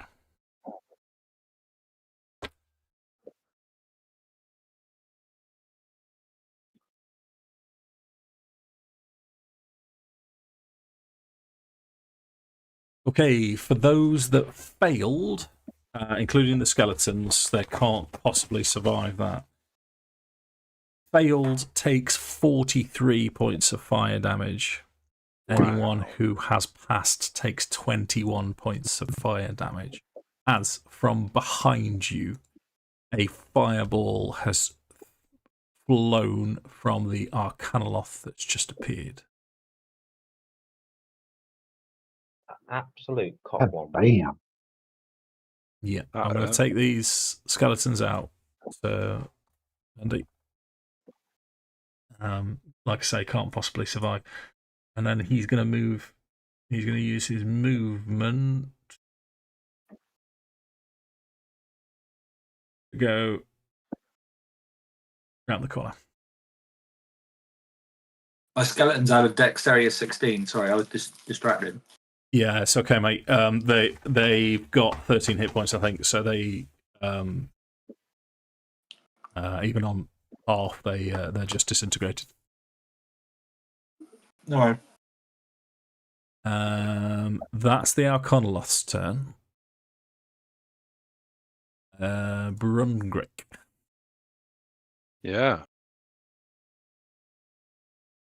Very nice now, is it?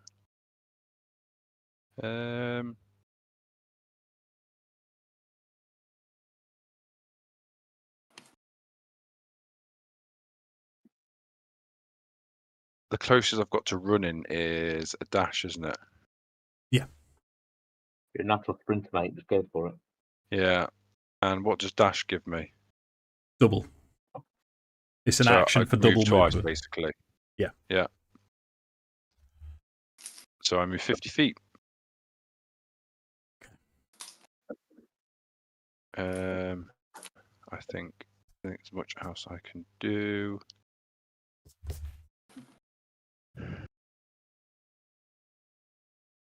Yeah, no, not really. So you're heading towards the Arcanoloth, yeah? Yeah, he just hurt me. Hurt me a lot, Dave. Made me very angry. Never We make a don't like dwarf angry. Brungrik when he's angry. So that takes us Singed to me fucking beard. Theodor.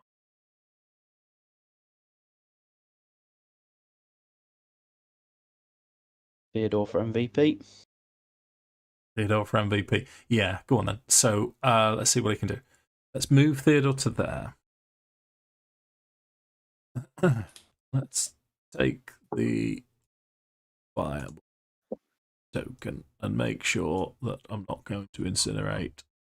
You know what? If he's precise enough, he can hit all 3 Nothics and miss you. So he's going to cast Fireball at level 4. I want to use his 5th level spell slot yet. So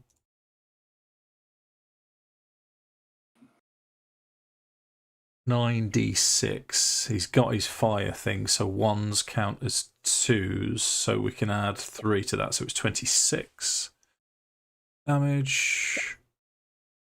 Write that down. 26, and there's 3 dex saves. What's his DC? 17.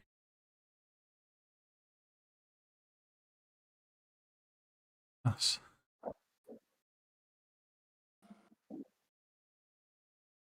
Fail. So, pass, fail. Fail takes 26. That one dies, clearly. And the one at the back still dies, yeah. So he's killed 2.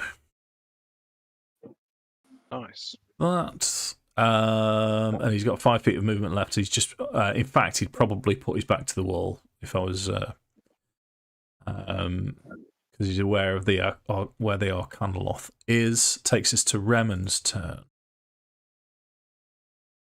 Reman's going to do a similar move. He's going to jump out to there, launch a firebolt, a fireball into that same corner. Well, there's only one left. Use a firebolt just at the one guy. Yeah. Yes. Yeah. I say Jake's in the room. You don't want to blow him up as well. No, but I'll just bring him back. I don't want to be brought back from the dead again. Third Got time's the DNA. charm, Jake. Pardon? Third time's the charm. So yeah, fire bolt. 25 hits. 25, is it? Yeah, roll your damage. 13. 13 is exactly what you need. How does that one die? Well, this firebolt whizzes past Damian's head. You can feel just slightly singeing as it goes past him. And then it just smacks straight into this, what do you call it? What's it? And Gnostic, and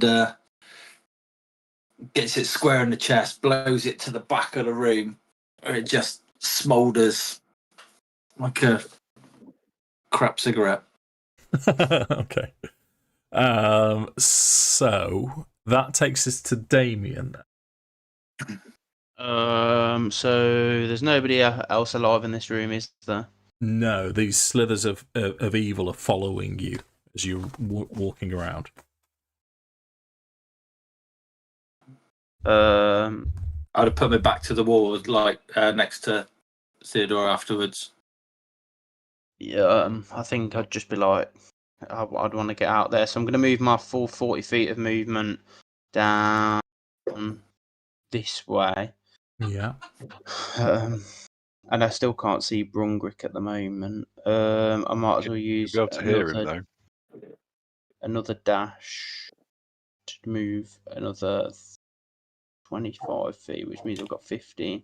Brungrik's there. Can I see the Alanonl? No. I'd be quite happy for Brungrik to tell you that he went round the corner well over yonder. Just point on that's gone, Dave.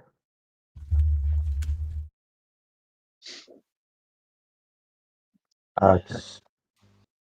Thematically, I've already dashed now, so I might as well move the rest of the movement.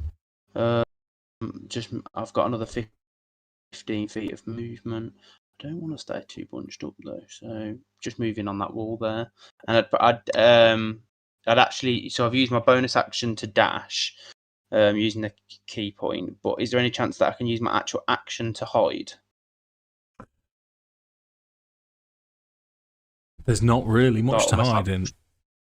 But almost like just push myself up flush with the wall against, like, so, because there almost looks like there's a pillar here. So like almost like try and push myself as flush with the wall as possible, like almost like proper like trash the place at the same time. Okay. Yes, I'm taking the cat loose. It's your face when the cat appears. You just as if, here we go again. Here we go.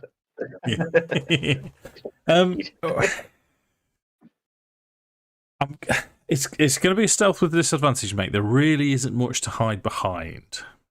That's fair enough. because they're yeah. I mean, the glow from the amber rooms are. I 14. mean, to my worst roll, yeah, 14. Okay. That's turn for you? Yeah.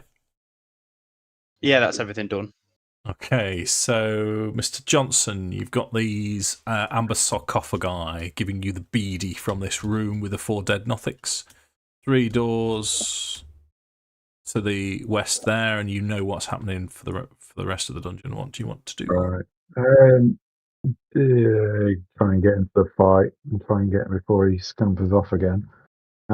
So basically, copying what Damian's done, he's going to use his 30 feet of movement, and then bonus action dash.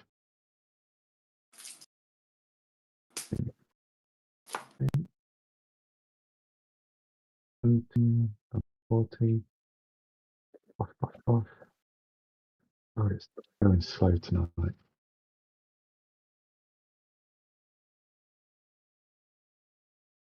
It will take me to here behind this pillar and action side.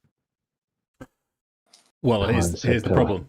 So you dash is your action, and you've bonus action to dash as well.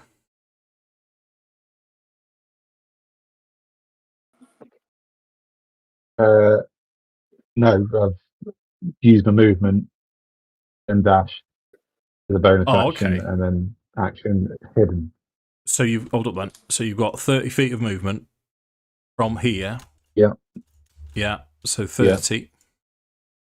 Bonus action dash takes you to here. Oh, sorry. Yeah, sorry. No, my bad. Yeah, leave Yeah. it then. Yeah, Yeah. it's just. Yep. So yeah, take it back. No. You can stay there, but you can't hide. Okay. Yeah. Fine. Yeah. So Barwolf. Sorry, get my cover.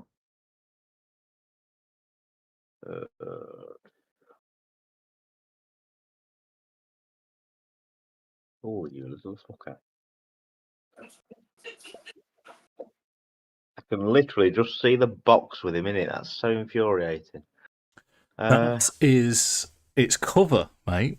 If you can just see him, he's going to get advantage on his. Oh, actually, you have the sharpshooter feat. Okay. Yeah. And I'll be able to hit him from there as well. Okay, I'm going to have a go at him, please. Oh, hang on. Let me just double check something. Sorry.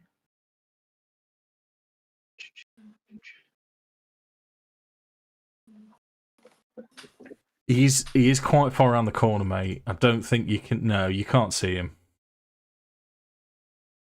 I'm hovering over Barwolf. I don't like to be a stickler, but if I'm hovering over Barwolf, not a great deal of him showing.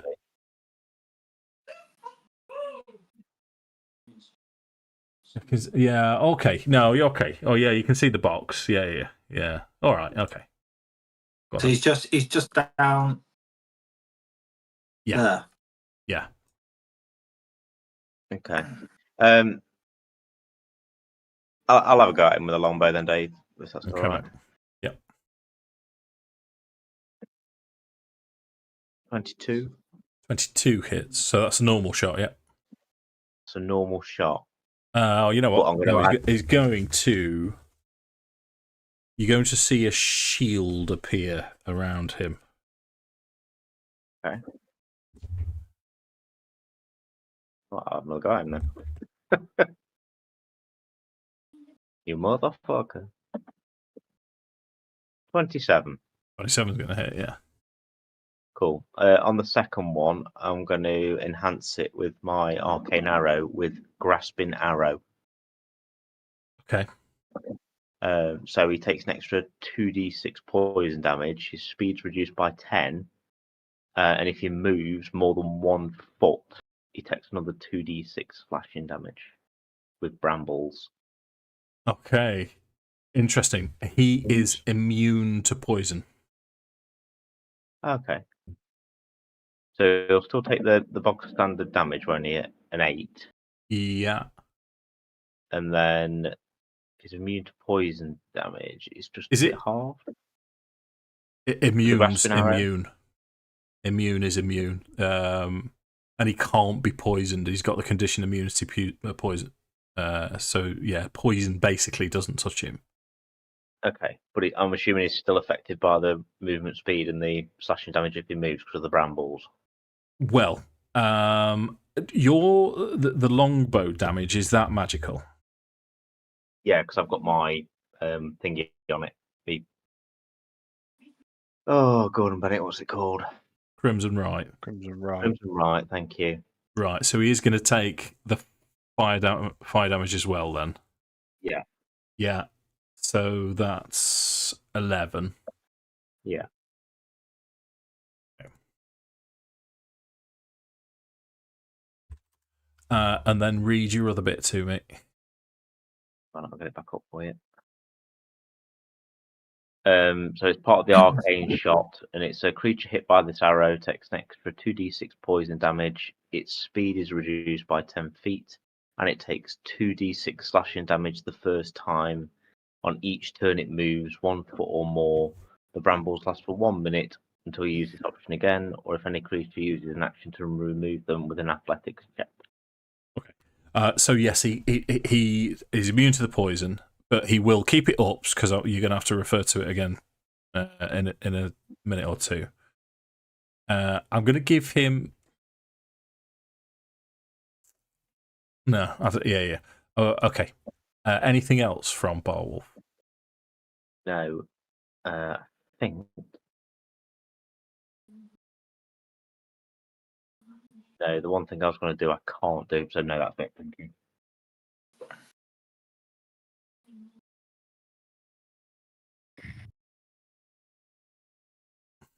So his movement is reduced by half. The movement, yeah, reduced by 10 feet, and if he makes 1 foot of movement, he takes 2d6 slashing damage. 1 foot of movement, it takes 2d6 slashing damage. Yep. It's like Booming Blade, isn't it, basically? Yeah. Right. So he's going to take the diagonal. So he is going to move 10 feet. Okay. I have to move that. So he's going to move his full. Oh, reduced by half. 10 feet. Okay, no, I'm gonna change that then. So he's going to move 5 feet out into the open so he can see you. So he takes the damage. So 2d6. How long does that last for? A minute. Unless you spend the action to clear it off. Yeah. So that's 9 points of slashing. It's 9, and it's magical damage anyway, isn't it? So, and then we'll cast made him angry. You're going to see bolts of lightning streak from him towards Barwolf.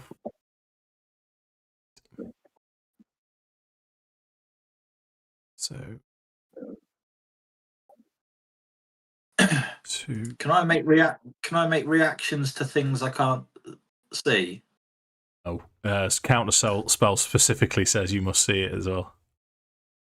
No, I'm thinking about like silvery barbs. Silvery barbs. Yeah, same. You need to be able to see it to do it. So he's going to cast chain lightning. The bolt of lightning hits Brungrik, and then there's only 2 other bolts within range. Damian's just out of range. Is chain lightning an automatic hit? Yeah. It's a dexterity saving throw. Oh, okay. So if you Brungrik Valkyn and Barwolf want to make dexterity saving. 54. Right, Dave. Yeah. Can I either have a strength or a constitution or a wisdom saving throw in future? Because I'm good at those. I'll see what I can do for you, Sam.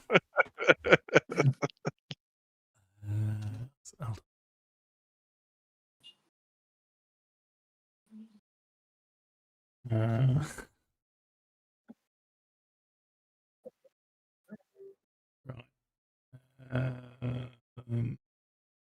Bear with me. Bear with.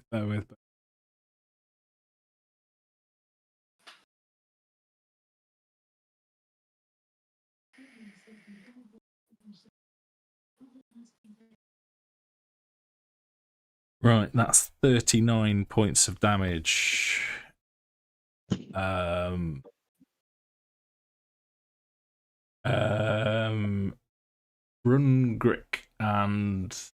Brungrik, you take 39 points of damage. Yeah. Everyone else takes 19. Can I use my reaction to uncanny dodge? You can, mate. I'll have it again for me. Yeah. That's just leaves that. I thought for 1 minute then you were just chipping in for Brungrik. You were just like an uncanny touch for Brungrik. So as he stepped around the Andy?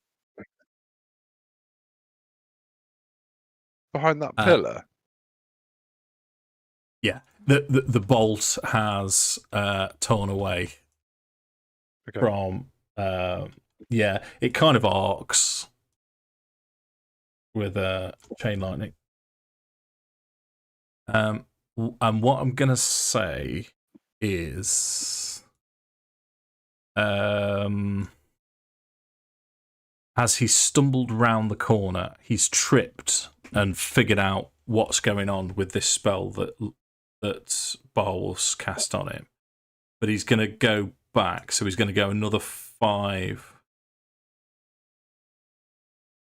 So his movement's reduced to half, isn't it? So, okay, he's moved again. Does he need to take more damage because he's moved again then? Or is it just when he moved? No, it's same as booming blade. So he's taking the damage, right? Okay. Yeah. So that's his turn though. That takes us to Brungrik. Oh God, this is hard. So Brungrik's going to initially cast a 3rd level Cure Light Wounds on himself. Yep. For 24 points of healing. Mm-hmm.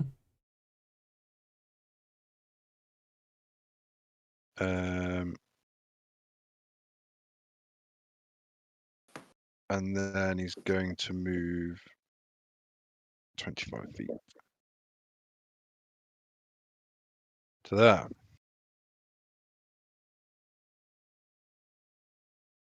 And I think end his turn there. Okay. Theodor's turn is going to dash.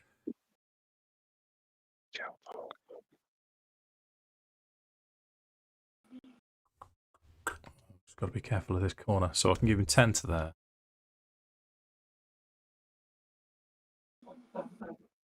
30.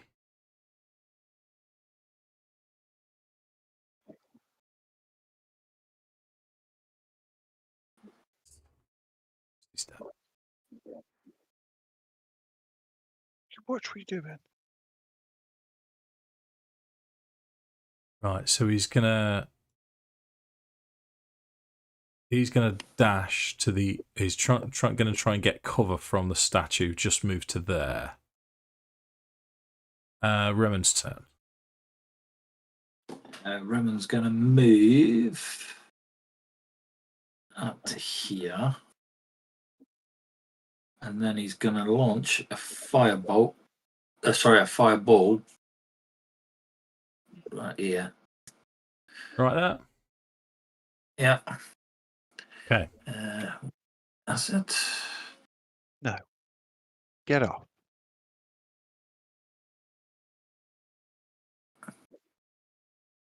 $28.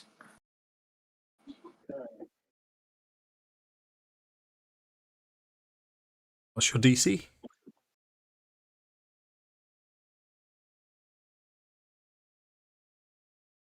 Uh, 16.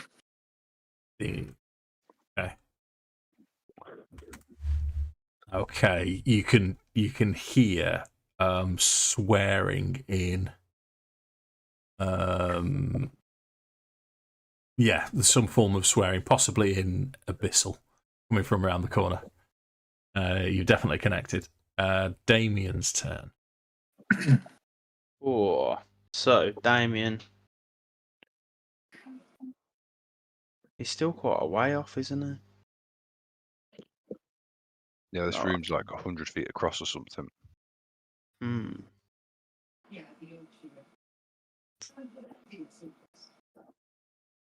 Even if I dash, I only get 80 feet of movement. Might not be enough to get him. Yeah. Are these? Is this like Is this like a banistered staircase that would be like? Is it walled or is it so like? Was it got like holes in the banister? No, you could hide behind that. It's solid.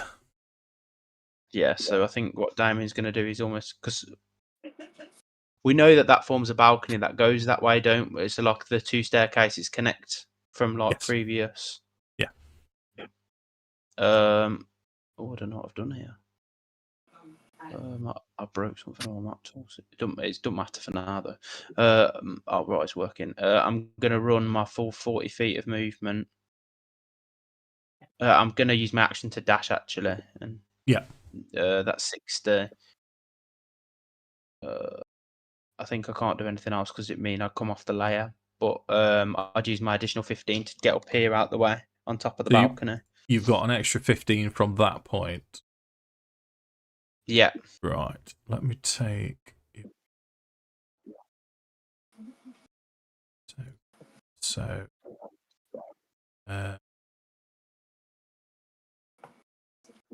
So you would be. I'm just going to nick your map for a second, Jake, just so you know where you are. You're there then. Yeah, and yeah, I take it from being up there. I can't see him. Yeah, but it doesn't matter anyway. I've used my action to dash, so that's I'm going to stay exactly as that. Yeah. Okay. Sound. Valkyn then. Right. Have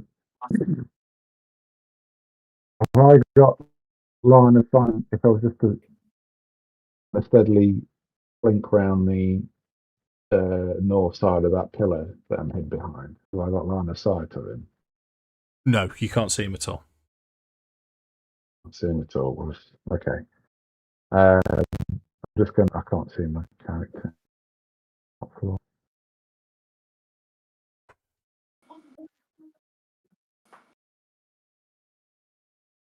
You take us back to the map, Dave. Thank you. I'm just going to have to get a bit closer then and dash.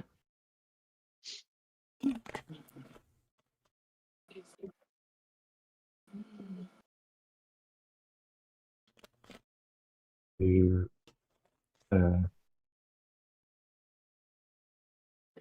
think and then bonus action dash again. Okay. You do that? Yeah. Just to tuck into this wall here. Okay. Yeah. Yeah. Sure. We shall leave it at that. Okay. Barwolf's turn. Okay. I'm going to go to there. What shall I do? You know what? No, I'm going to dash if that's okay. Yeah. So 30 to there, then to there. So I'm kind of covered by the pillar. Yeah. And then for my action, I'm going to do Blast of Castigation on him. Okay. So I don't need to see him. However, because I've already attacked him with my weapon that has an active right, a brand basically appears on him. I always know where he is, no matter what. If he attacks anybody, including me or another creature within me within 5 feet, he takes psychic damage. Okay. And that's me. Cool. That takes us to his turn then. Not left him much choice there, have you? So this isn't a tracking thing, though, is it? Oh yeah. So it's an active. So I know the direction that he's in at all times. So you basically see like a mark just appear on him, branded. Okay. So just for not seeing him when I'm shot him with the arrow, we'll just say that an image of like a wolf has just appeared on his forehead, almost burning into his skull. Wicked.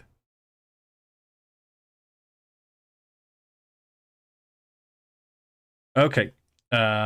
In which case he's going to use his full movement, and you can see now that he's slathering. He's angry, and he. Say again, sorry. Takes 2d6. Is that still on as well? Yeah. 1 minute. Yeah. Right. Roll your 2d6. Bloodhunters are nice, aren't they? E is going to ask Barwolf to make a Constitution saving throw.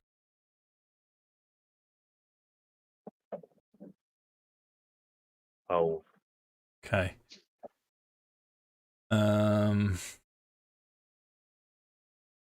So as he steps around the corner, I'm going to style this. He's moved his full action, but I'm going to step this as he's just sort of loping forwards, just steadily walking forwards, and he's angry now. As he walks forward, this black energy builds around him as he sort of brings both of his hands together, and this energy it goes into his one hand as he points towards Barwolf, and this black energy shoots. And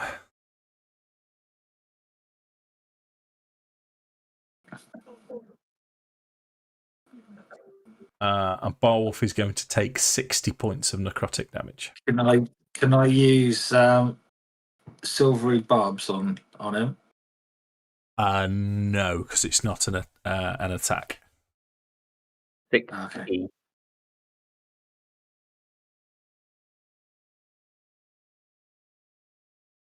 Yeah, silvery barbs asks him to re-roll an attack, and this Lewis made a saving throw, so it's a slightly different thing. Okay. That is his go, though. Takes us to Brungrik. That made me quite moist in my own blood. Not going to lie. That's just for future reference. That's Finger of Death. He did more than finger me, Dave. Well, it sounds of it. It's 78 plus 30 damage. Oof.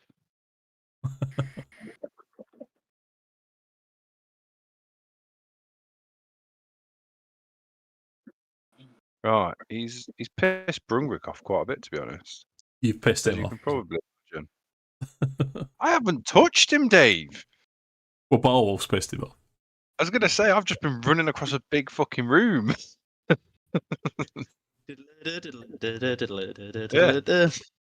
I have got line of sight on him. Perfect. So first off, I want a dex save, please, of 17. What are you going to do? Sacred Flame. Okay. Dex 17. Oh, he needs to take 3 psychic damage from me as well, Dave, because he hit me with that Finger of Death. Okay.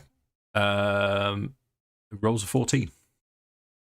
Perfect. So as that, plus that. Wow. 15, okay. So 15 points of radiant damage. Yeah. And then I'm going to summon my spiritual weapon next to him. Oh, hang on. Let me just check the range on that, Dave. I might have to move for that. Just bear with me 1 second. Where's it gone? 60 feet. No, I can do it.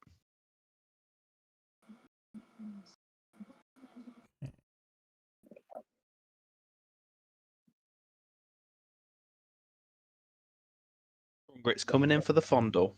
Should be there for you. Yeah, so I'm going to have it appear behind him. Sure. And then I'm going to twat him with that. Of course. 14 to hit? No, mate. No, I didn't think so. And then I'm going to shift across 15. Was that 15? Yeah, 25 feet. And hold my position there. Takes us to Theodor's turn.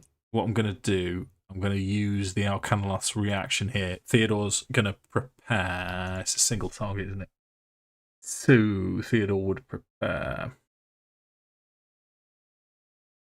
Oh, you know what? No, I'm going to do. He's going to do his secondary job.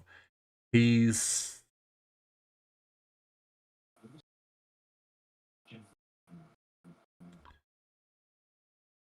Slots. He's going to cast a 4th level healing word on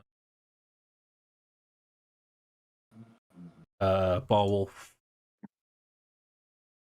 Lewis, you get 14 points back.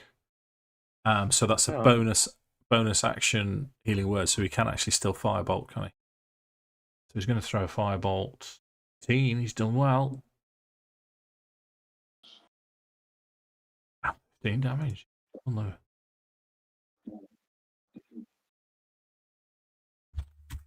Uh, 15. Okay, that takes us to and then he's kind of going to get back behind cover. Have to get back cover. Reman's turn.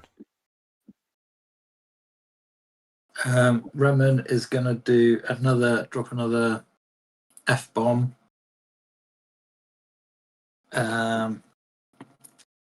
So just behind over here somewhere, so that he doesn't get anyone else into it. Dookie. Dexterity of 16. One roll 24.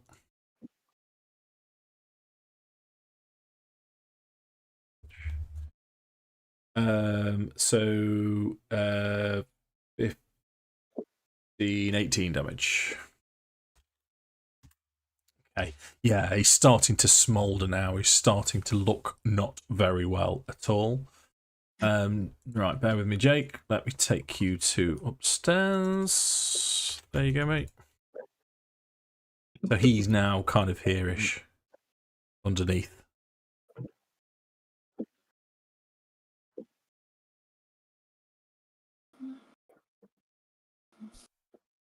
You could probably see him from where. Let me just skip. No, not quite. He's around the corner.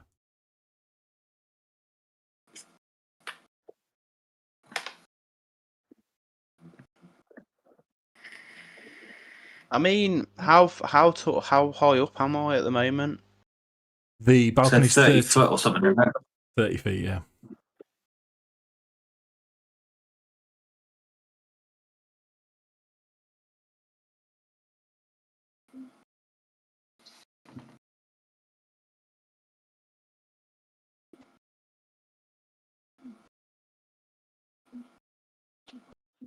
I think it's like 6th level. You get like Featherfall with Monk, don't you? Otherwise, 30 feet's going to hurt. I don't think you're getting to him for melee, mate. Yeah, and to be fair, like the only thing I've got, I'm just going to keep moving. If I can get closer to him to get a hit on him, then I will. But I'm just going to use my. I'm going to dash and try and get in. I can get to here with my dash. Okay.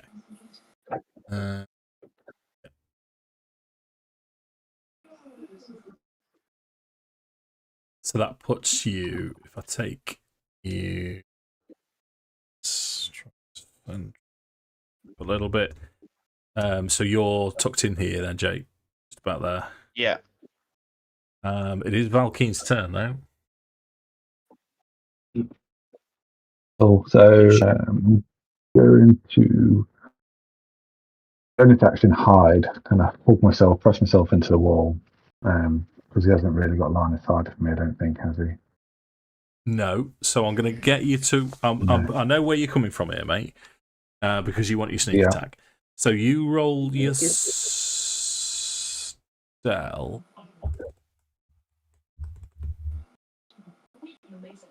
He is classed within 5 feet of. Yeah. Yeah. Hold on. I'll get advantage then. All my stealth checks. Natural 1. Done. Going to roll.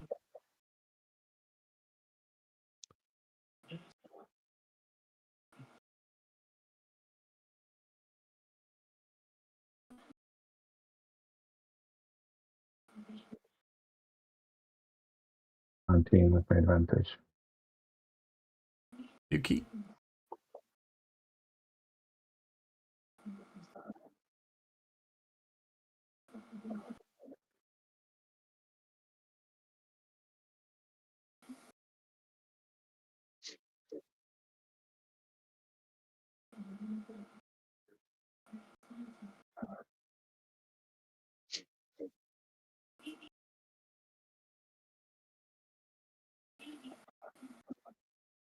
Are you waiting on me, Dave, or are you? Well, I'm just trying to hold on. I'm pretty sure is.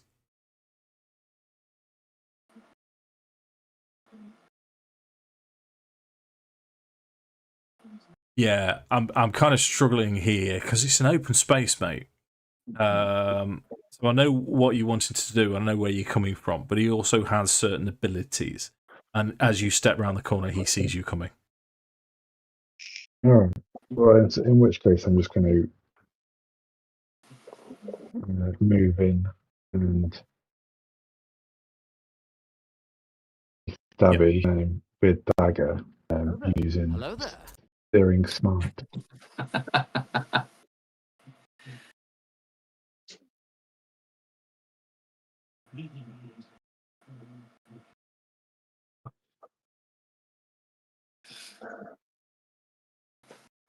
$13 is going to miss.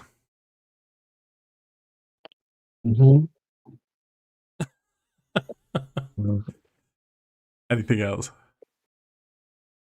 Well, I've already used my bonus action, so I can't even. Yeah. Disengage. Okay, fine. Okay.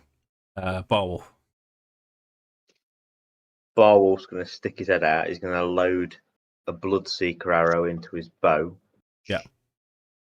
And he's going to do his sharpshooter feat. Okay. So roll with advantage, but take away 5. Yeah. Oh, that's wank.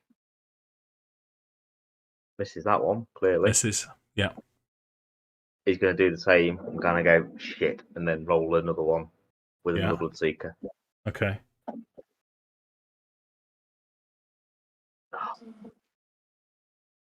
14. Nope. Both miss. Fucking hell. Not any good, is it? Anything I can do? No. I'm probably going to try and step back a little bit so he can't have me. Okay. Like there. Okay. Um.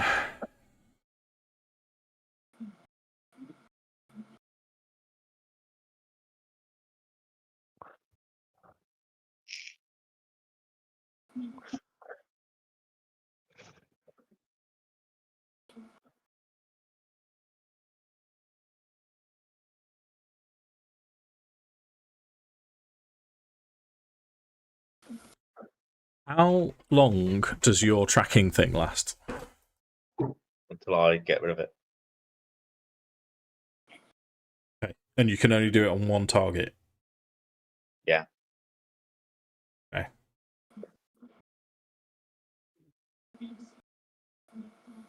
Right. I'm going to give him an Arcana check. Just to make sure. I think he's going to know anyway.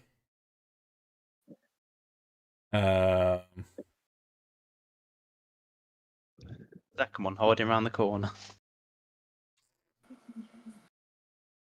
Well, I'm not sure what to say because he's rough, he's ropey, but he's a savvy creature. Right.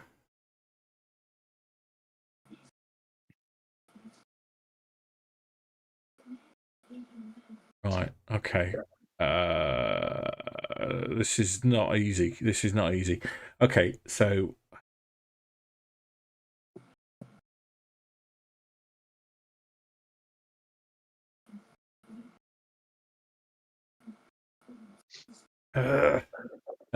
Sorry. Okay.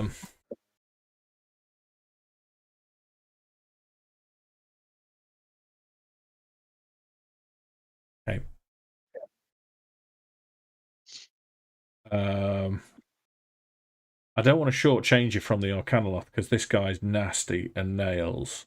He knows he's got to take Barwolf out to get rid of this trace on him. But he also knows if he now stands and fight, he's fucked.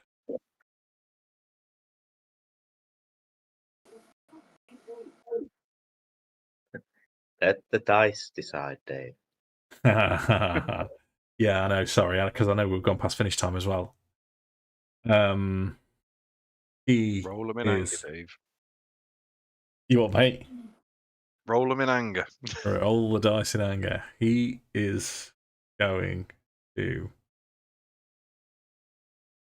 Yeah, he's going to cast Dimension Door, isn't he? 2. Let me just make sure I get this right. So 500 feet.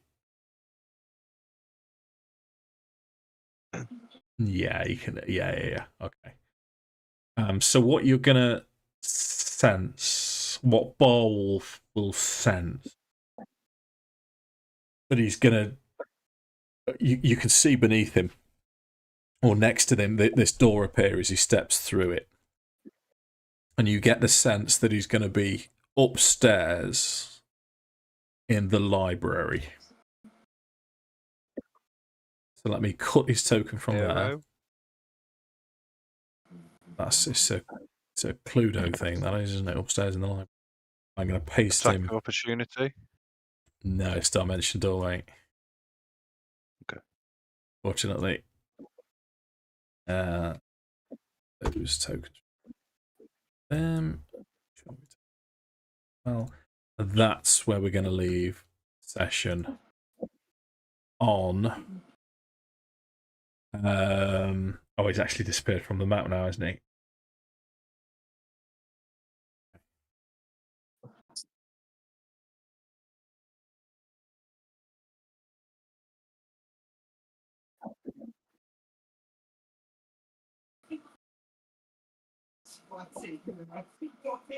This Arcanoloth, I'm going to make him not visible to. I'm going to stick him back on the initiative. Can you remember where he was in the initiative order? After me, wasn't he? Just above me. Good. Roll. 18. Yeah.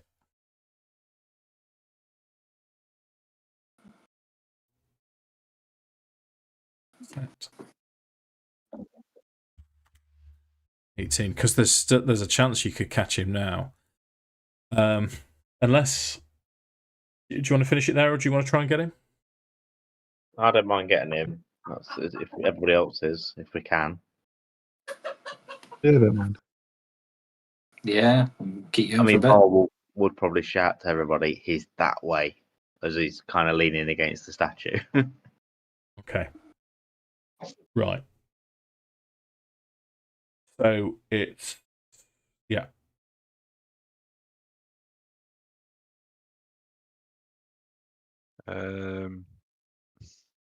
Yeah, 5, 10, 15, 20, 20. And turn. And turn. Theodor's 45 to there.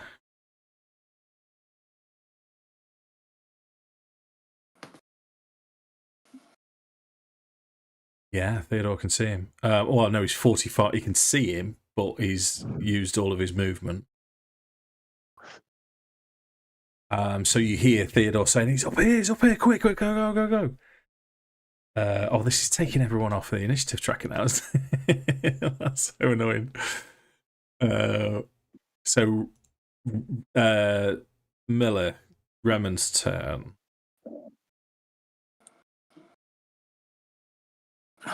That's about as far as I can go. Okay. Damian's right at the wrong end, aren't you? I mean, I can dash to get 80 feet. All right, you show off. I mean, how many was that? That was 55. from the. So I can do another 25 to there, and he's up in the library at the moment. Yeah.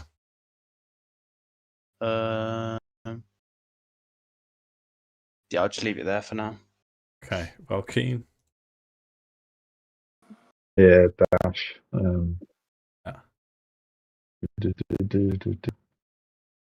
Onto stairs. Just onto the stairs, I think. Okay. Go on then. So it's Barwolf then. So you're.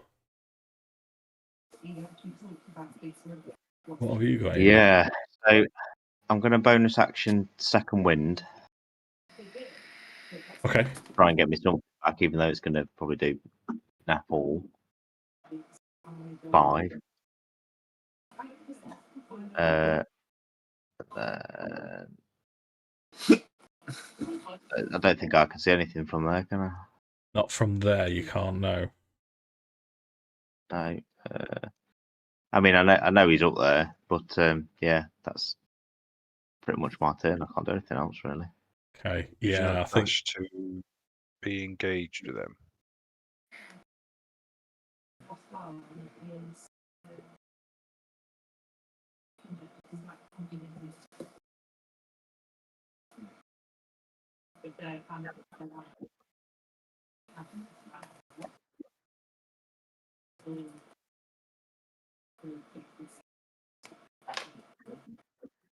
What are you saying, Lewis? Is that turn?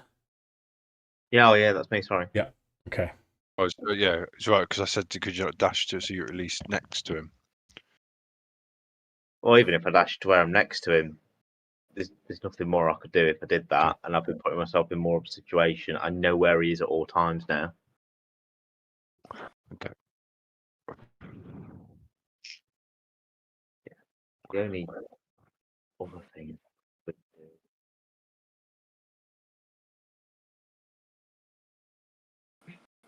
Is he still not subject to the movement thing? He is, but he Ooh. teleported, didn't he? So I mean, is he? No, I that's suppose he's still moving, isn't it? It's not. No, it's kind of from one to another. Yeah.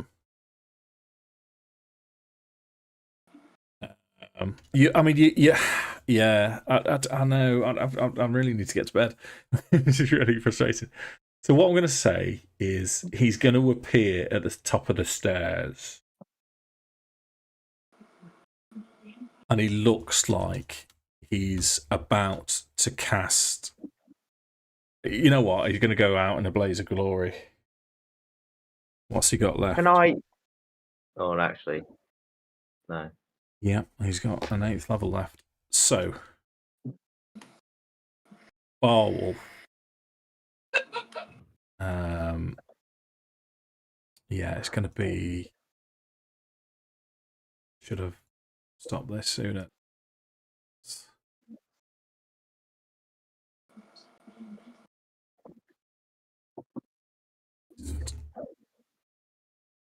It also won.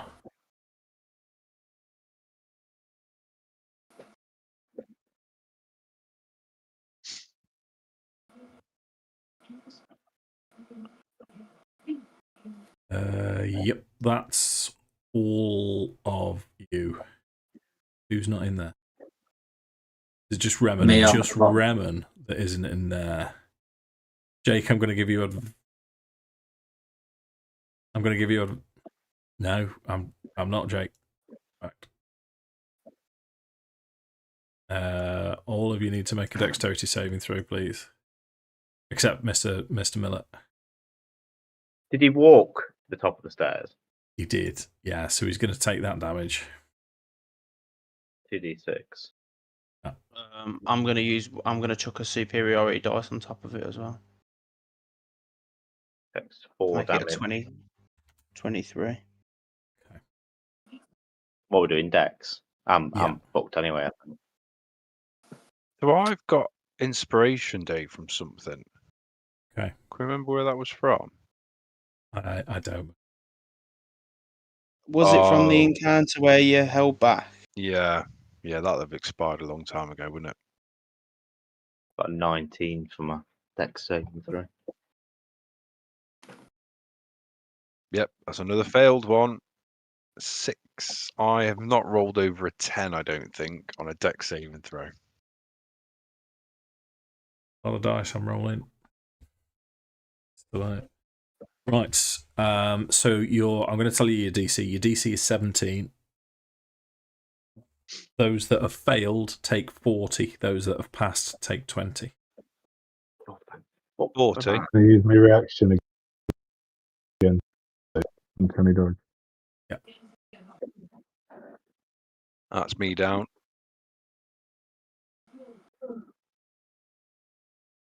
Are you down, Lewis? Jesus. No. I am. Don't know how, but I'm all right. You're on 11. Yeah, I see you. So you're bipping. That is the Arcanoloth's turn. Brungrik's down. It would be. I think Theodor's going to take him. I think it's going to be Theodor for the win. Do I need to roll a save, Dave? Yes, please, mate.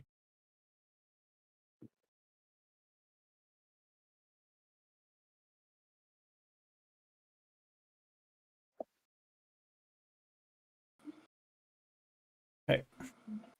As anticlimactic as it is, the Arcanoloth knows that it's doomed. That it knows that there's nothing that it can do to survive the tracking and the tracing, and all of you coming for it and running after it.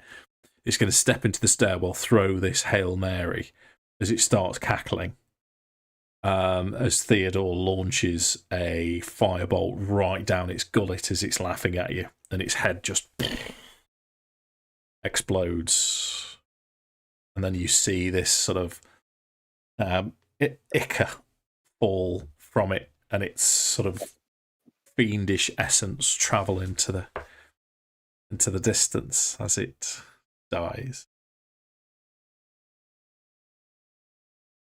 Which, that's another problem that you've solved tonight then. And Theodor is then going to cast just a first level healing words, because it's still his turn on Brungrik.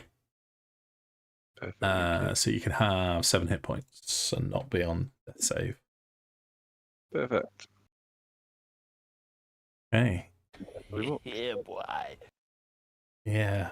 That, though, gentlemen, it's a bit, like I say, a bit anticlimactic at the end of the session, but a little bit more of the dungeon complete. What we'll do, we'll pick it up next time. And again, not that I want to rush you, but I'm going to pick it up in the room fact, I'm going to put you all there now to remind myself with the amber sarcophagi. Because that's where you were kind of investigating. I'll run you through what that all means next time. Can I pick up those skeletons? The what, sorry? Those skeletons that got vaporized, did they leave their swords on the floor, or did they get vaporized as well? Yeah, no, you can have those back. And we'll continue